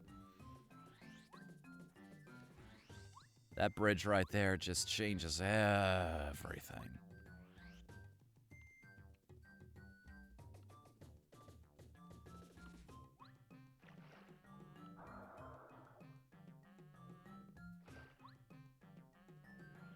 You know, Mario, you don't need to leave that there anymore. Something made purely of jade like that, it's probably worth a whole heck of a lot. No? You fine? Okay.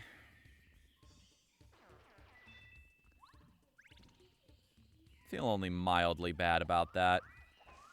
Dude was just headbanging. Either that or showing his spear who's boss. This is the water puzzle. Magikoopas.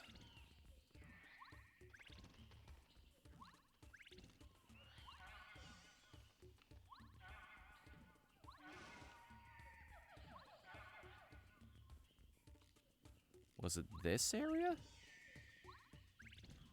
There it is. Sushi, I need you to move, sweetheart. We got that one too. That was a trip that ended in a whole heck of a lot of nothing. To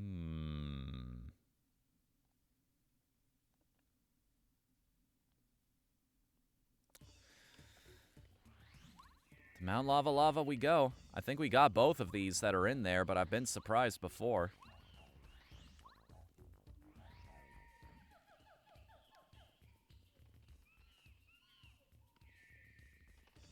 Actually added something for this stream that'll probably be a thing going forward. That belongs in a museum. Mario don't care. The museum will be gone by the next game. Everything gets terraformed in every entry. Is Mario gonna have a house next time?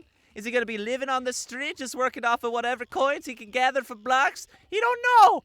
Mario's a rabid depressive because his life is a constant changing. There's no structure to anything. How about that, huh?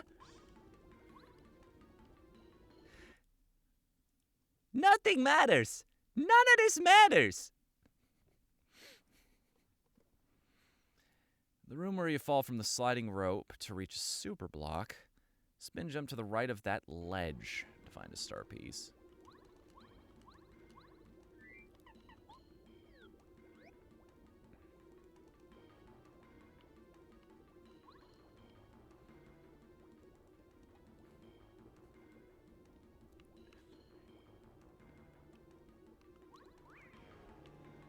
Just try it, I dare you.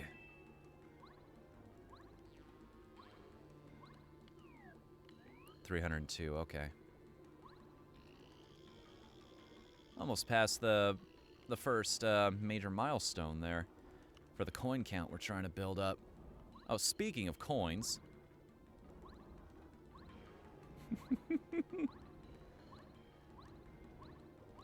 And if you're wondering how I've gotten so good at that, I'm just gonna say this.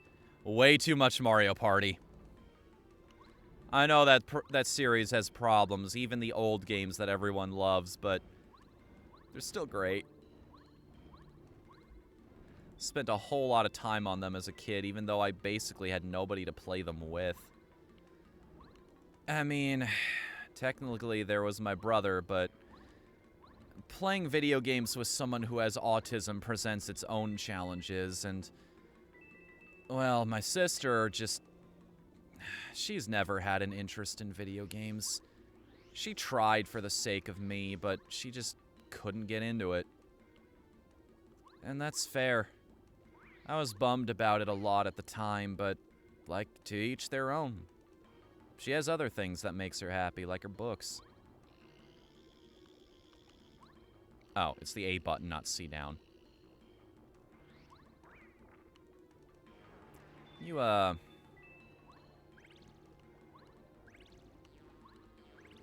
the right. Hang on a minute. Okay, so where you fall from the sliding rope to reach a super block. Spin jump to the right of that ledge. A super block. Did I pass this and I just wasn't even paying attention?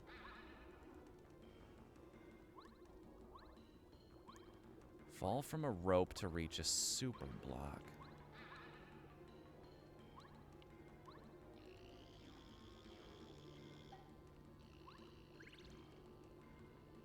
To the right of that ledge. Okay. What are you talking about?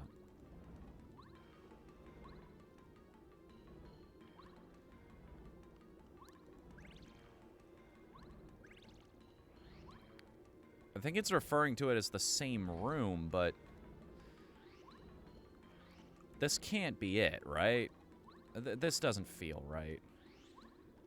Is there another super block in here somewhere?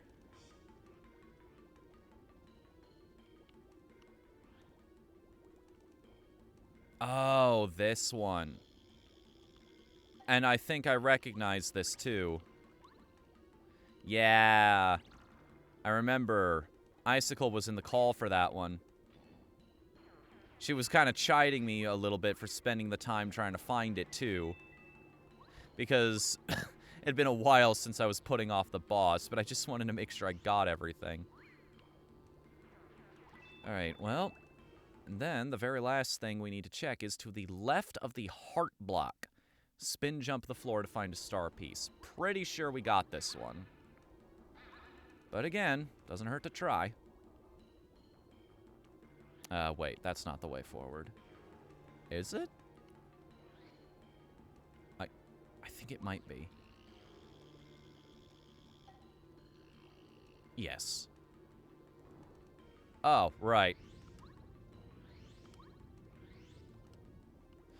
Well, may as well run away from it the legitimate way this time, instead of just cheesing it with Bo. Prove I could have done it all along.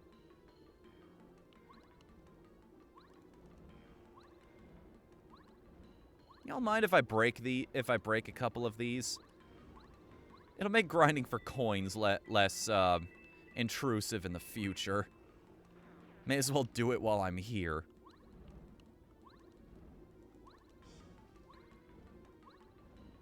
This would be a really good place to do that, too.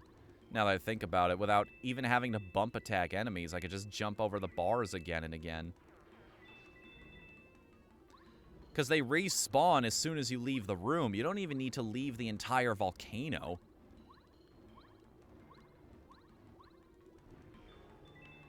Uh-oh. Well, that was smart. I did it all for the coins. I did it all for the money. The money.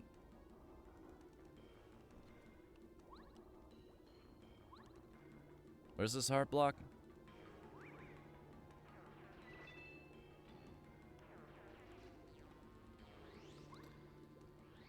Probably closer to the boss, yeah? If I were a Nintendo designer, that's where I'd put it. Yep. Had a feeling. But hey, this means our next stop is Flower Fields, and that place can't be too intrusive, yeah? We're getting really close, guys. There's only 96 of the star pieces on this list that we need to worry about. We just passed star piece number 65. Ugh, we're almost done.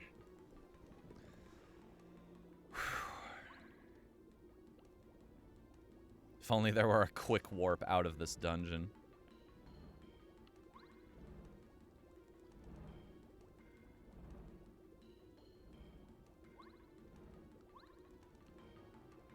Hey, why am I yawning already? Playing a game I love. Relax, man. Pay attention, there's gonna be a test later. Wake up! Grab a brush and put a little makeup. I'm trying, man, I'm trying. Also, I don't feel like feeling pretty right now, but thanks for the suggestion. Alright, the concert, right. Proper look and all that. I can't have the normies figuring out I'm not actually emo. Okay. Alright. Give me a second in the powder room. I'll be right back.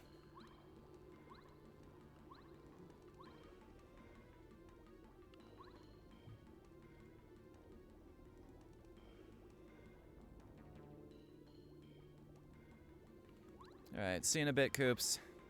I'll hop off of here in about 13 minutes or so.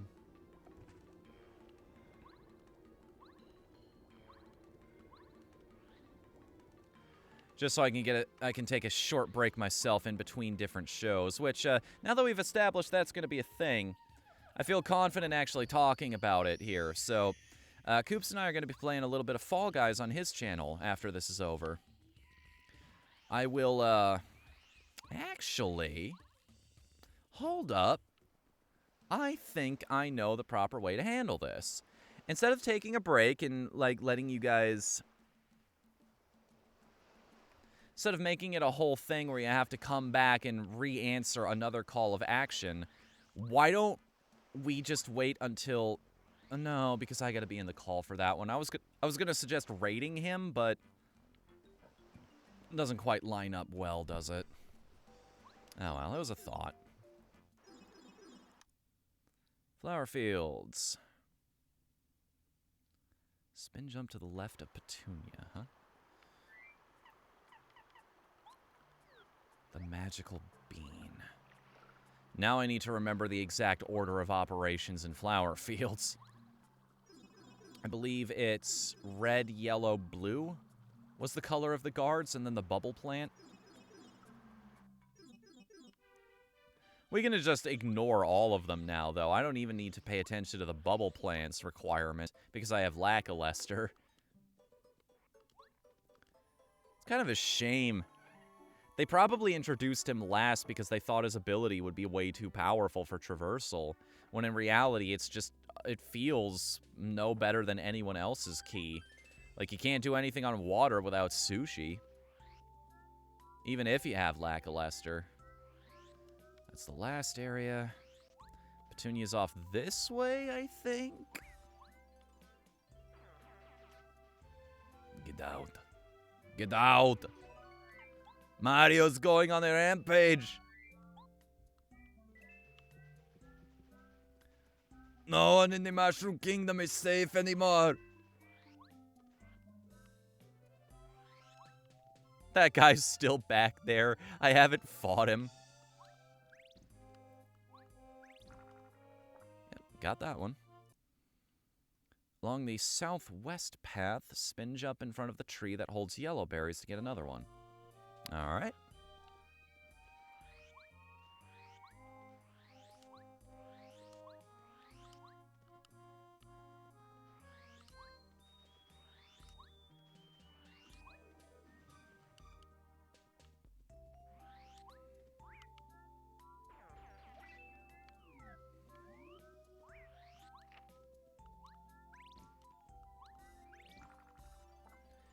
You never know.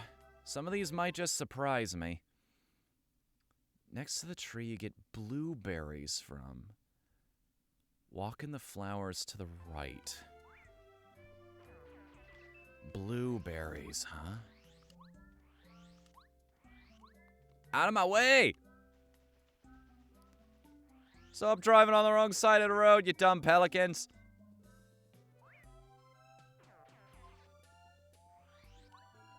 Alright, so where's the yellow gate guard?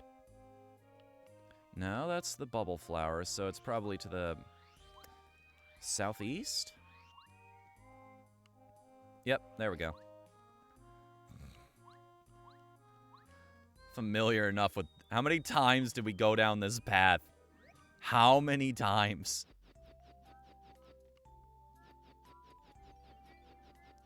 If we missed it every single time we were in here. Alright, no, there's nothing hiding in those flowers anymore. I got it the first time. The area with the large blue tree in the middle, spin jump on the ground. Oh, really? There's one hidden there? Yes, I'm going to be hopping onto Koops' stream to be able to play some Fall Guys with that guy. I don't think I said that already. Did I? Yeah, showing off my measly crown collection, if you can even call it that. I don't think I'm terribly good at that game, but it's also Fall Guys, so there's only so much that skill factors into it most of the time. This one's in the area where the bubble plant... At the other side of that gap, take the upper path and to the east to find the star piece in plain view. Found in the area with a multicolored platform puzzle. On the right ledge, use the trampoline to get to the high ledge with the super block. Instead, go right and spin jump at the right side. I will be very impressed if I got that one.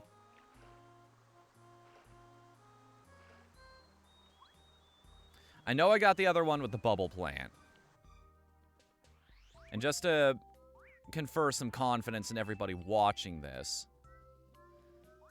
Wait. Hold up. The coins are calling.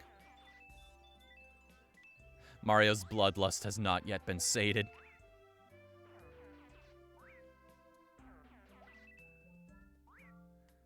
Imagine how long it would take us to fight all of these battles. Even with overpowered abilities.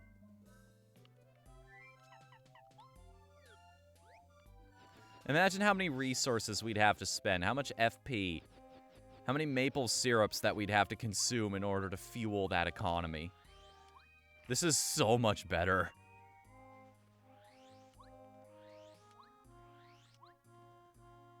Yeah, see? We got that one before. I remember that. Alright, and the block puzzle...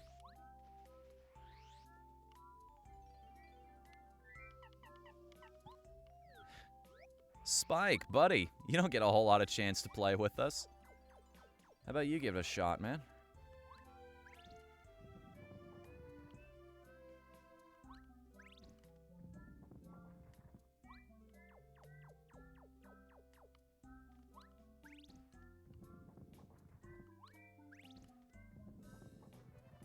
Order of operations. Remember that old memory I told you about? How it only matters to things that don't matter really at all? Perfect example. Yeah, I think this was this was a little bit after I stopped using the I Spy badge, so... Nope. No, go to the right. Oh, that's a bit of a sneaky one. Although, I don't know why I didn't think of it. That's a more subtle way of using the environment to say, hey, maybe there's something here. Because the block is up there, the spring is right there, but there's nothing happening with this arch. Clever. Clever, clever. I like that.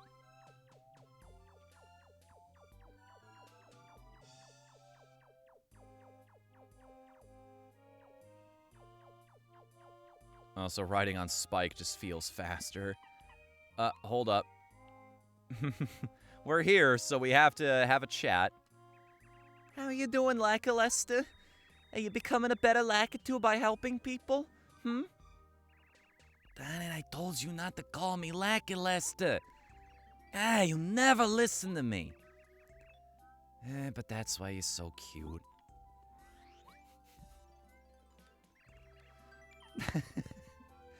I rarely get chances to voice this guy, and he's one of my favorite voices I've done in this whole playthrough. What is left? Sure, the list will tell me. Shiver City. Do a tornado jump in the snow to the right of the mayor's house. Deliver a letter you find in Shiver Snowfield to Mayor Penguin. I think I got both of those. The area with all the snowmen lined up. Tornado jump in the south section of that scene to uncover a star piece. Oh no. All we have left is Shiver Snowfield, Shiver Mountain, and the Crystal Palace.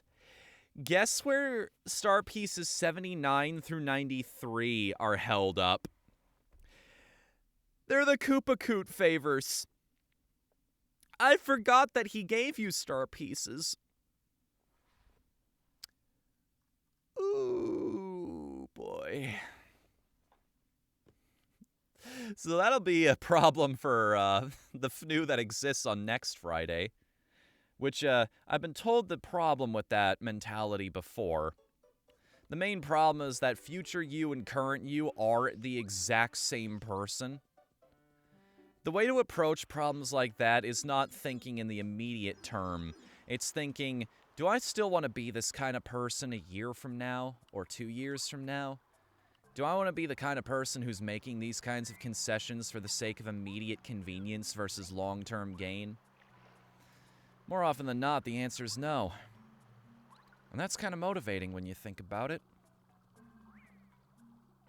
I've done a lot of soul-searching over the course of 2020 and a lot of learning about myself. I'm glad I can share some of the findings with you guys now, because a lot of them have really helped me out.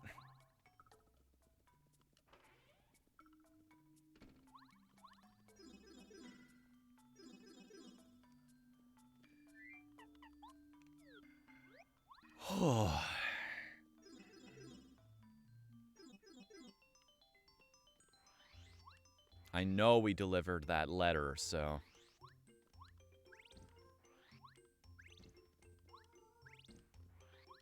To the right of the mayor's house. We didn't grab this one.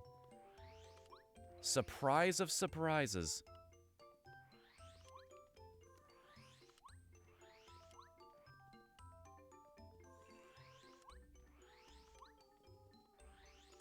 You know what I used to think was the absolute fastest way of traveling through the game? And one of the reasons I used Lackluster way more back in the day? Because you'll notice Mario's default running speed, it's fine. It serves you well for most of the game. But then you hop on this guy's back. Whoa, look at that. That's actually a little better. It's not quite a spin, but it's better. Less demanding of you on the skill level.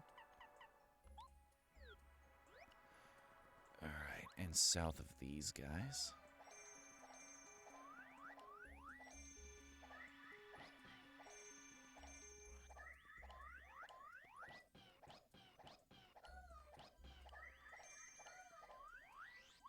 Where the heck? It's supposed to be on this screen, right?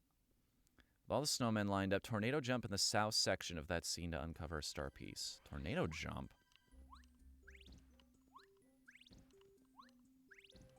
Oh. Didn't get that one either? Oh, this does not bode well for all the star pieces potentially hiding in the place, the Crystal Palace. To the west of the entrance to Crystal Palace, drop off the cliff in front of the save. Okay, yes, we got that one on Shiver Mountain. So that potentially leaves only 3 star pieces left in the Crystal Palace itself. 442 coins, okay. At the rate we're going, we might hit just enough. Every single increment of 10 coins we get increases the chances that we'll actually hit the little oink that we need to get. Oh, I just realized this is going to be even more expensive than I thought. Because it's not just a matter of getting the silver little oink, it's a matter of also chasing them off, too, so they'll drop the jam and jelly. Oof.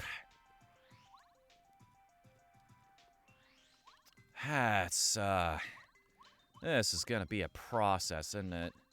Every time I feel like we're making progress towards finally finishing this entire escapade, I realize one more little detail that's gonna slow things down significantly. But, again, this was for charity. I don't feel disappointed about any of it. It just reaffirms some things about this game to me, and some things that I need to remember for the games I'm going to be designing in the future. Oh, what was that noise? Yeah, you fucker. Yes, I'm here, RA Assist. Jesus Christ. I wish there was a way to turn that off.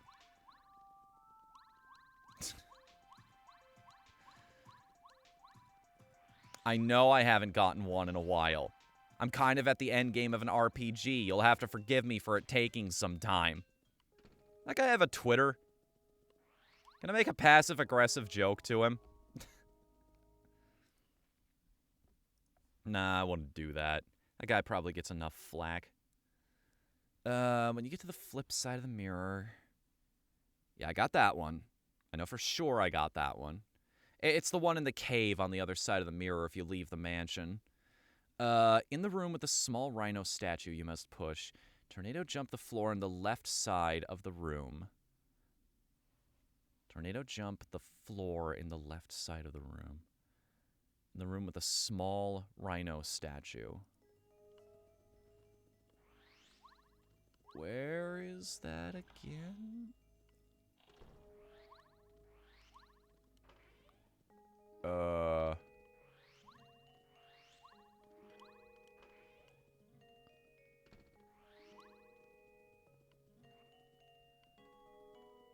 Small rhino statue.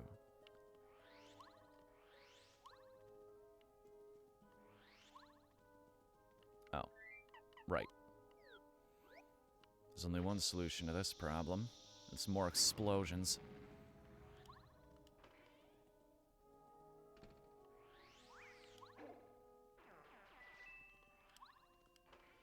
This leads us to the,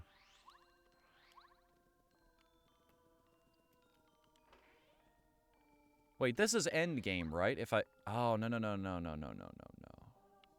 The small rhino statue. That's on the other side of this mirror. Gotcha.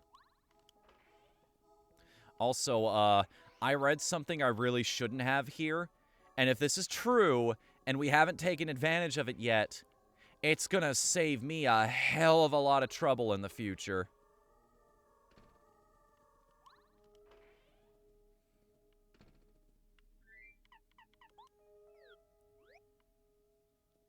No way. The guide I read, was it wrong? Oh, hell yeah, I'll drop a dried shroom for that.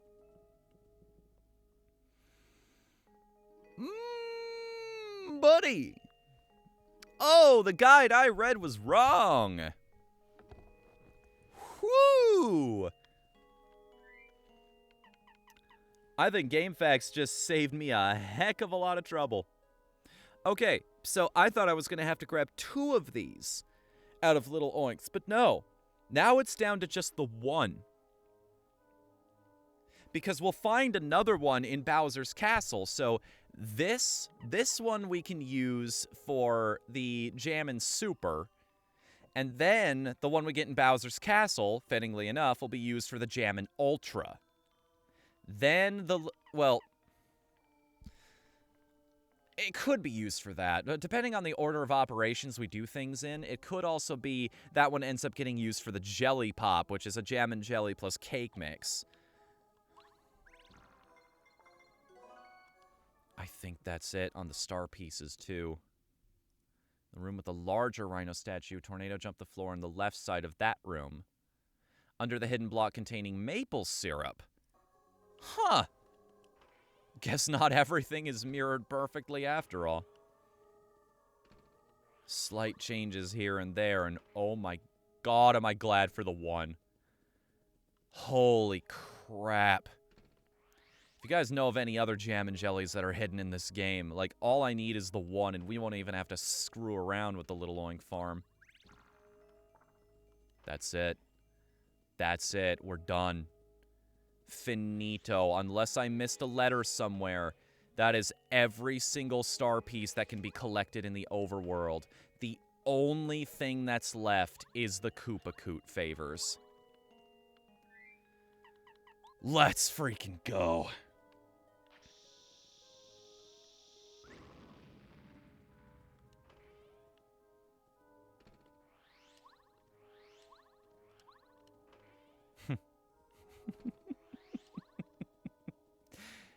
I think I've come full circle right around to being insane.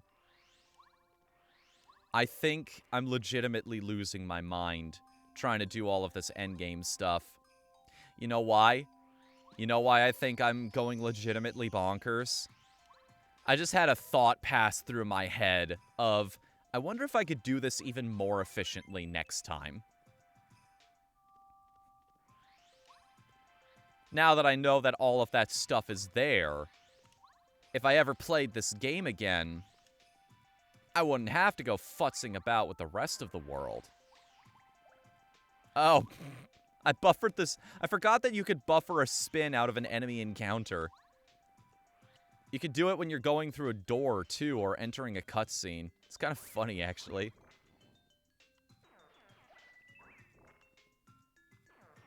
Oh, whatever. I'm sitting on a mountain of coins to work with. Mario can have a nice retirement because we figured out what that looks like. Then again, I think his max only goes up to 999. That's one of my favorite jokes I've ever seen in an image online. It's, somebody did a shitpost picture of one of the Zelda girls in what appears to be kind of a compromising position, if you catch my drift. But Tingle has been crudely drawn in front of this beautifully rendered picture, asking for 1,000 rupees to... just asking for 1,000 rupees, presumably to get out of the way. That's not the funny part of this joke, though. That's not the funny part of this joke, though. The funny part, and the part that makes me laugh whenever I think about that picture, is the first comment on it, which is, "Fuck! My wallet only holds 999! Oh, game logic. Ah, sorry to hear that, Lee. You should call, like... I think at this point, you should either, like, pester them on Twitter or just leave a scathing review online. Because this is some terrible customer service you're going through. Just make as much of a... Like, if you make a post about that, I'll retweet it. I'll help try to signal boost that. Because, like, this is nuts at this point. Nobody should have to go through what you've gone through in order to get help on a problem.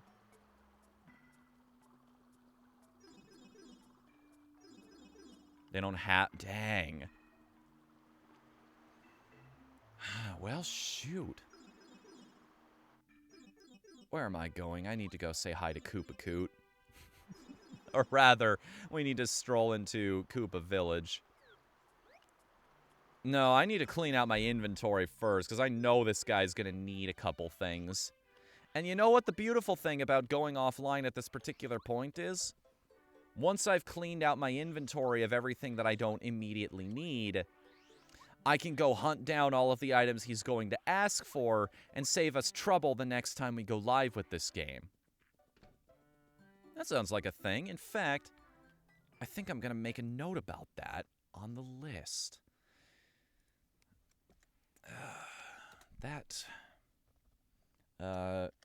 Collect Koopa Koot favor items.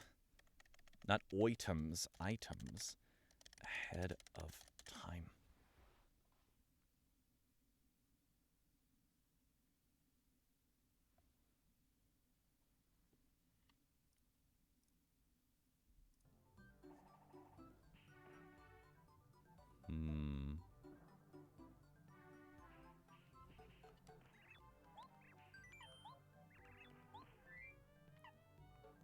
goodness, no. Don't sell the jam and jelly.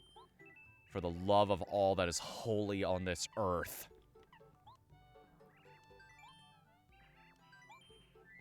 And dried shroom. No, I want to hold on to everything else. Rather, I want to put it away in storage. Jam and jelly. Repel gel. The strange cake. Hell, I might as well just store everything away because all of these are really good healing items I'm going to bring into the end of the game with me. Either that or I need them for recipes anyway.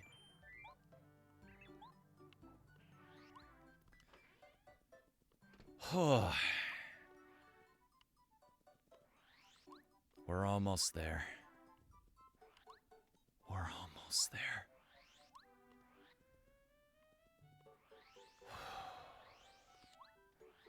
It's a relief. It's incredibly relieving. Remember what I said about feeling like a weight's been lifted? Yeah. Getting all the side quests done in an old school RPG feels like that. Although, not sure if I'd entirely call it satisfying. You know what? The world just feels empty without Chuck Quizmo in it. Alright, everybody. I think that's going to be the end of this stream, but don't go too far. Like I said, keep your eye on the Discord. I'll be making a post here soon about the stream that I'll be helping Koops on. In the meantime, don't get anywhere quite yet, because we have to roll a d20 to see if something amazing happens. That is an 11.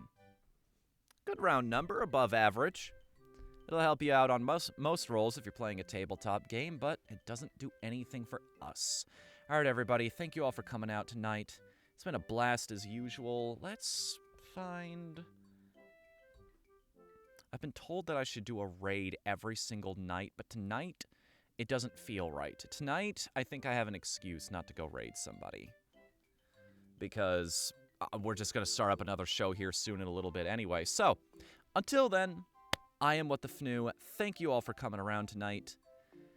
I hope you have a wonderful day, and please join us again a little later, and also this coming Friday for what will hopefully be the finale of Paper Mario. Until then, I'm What the Fnu.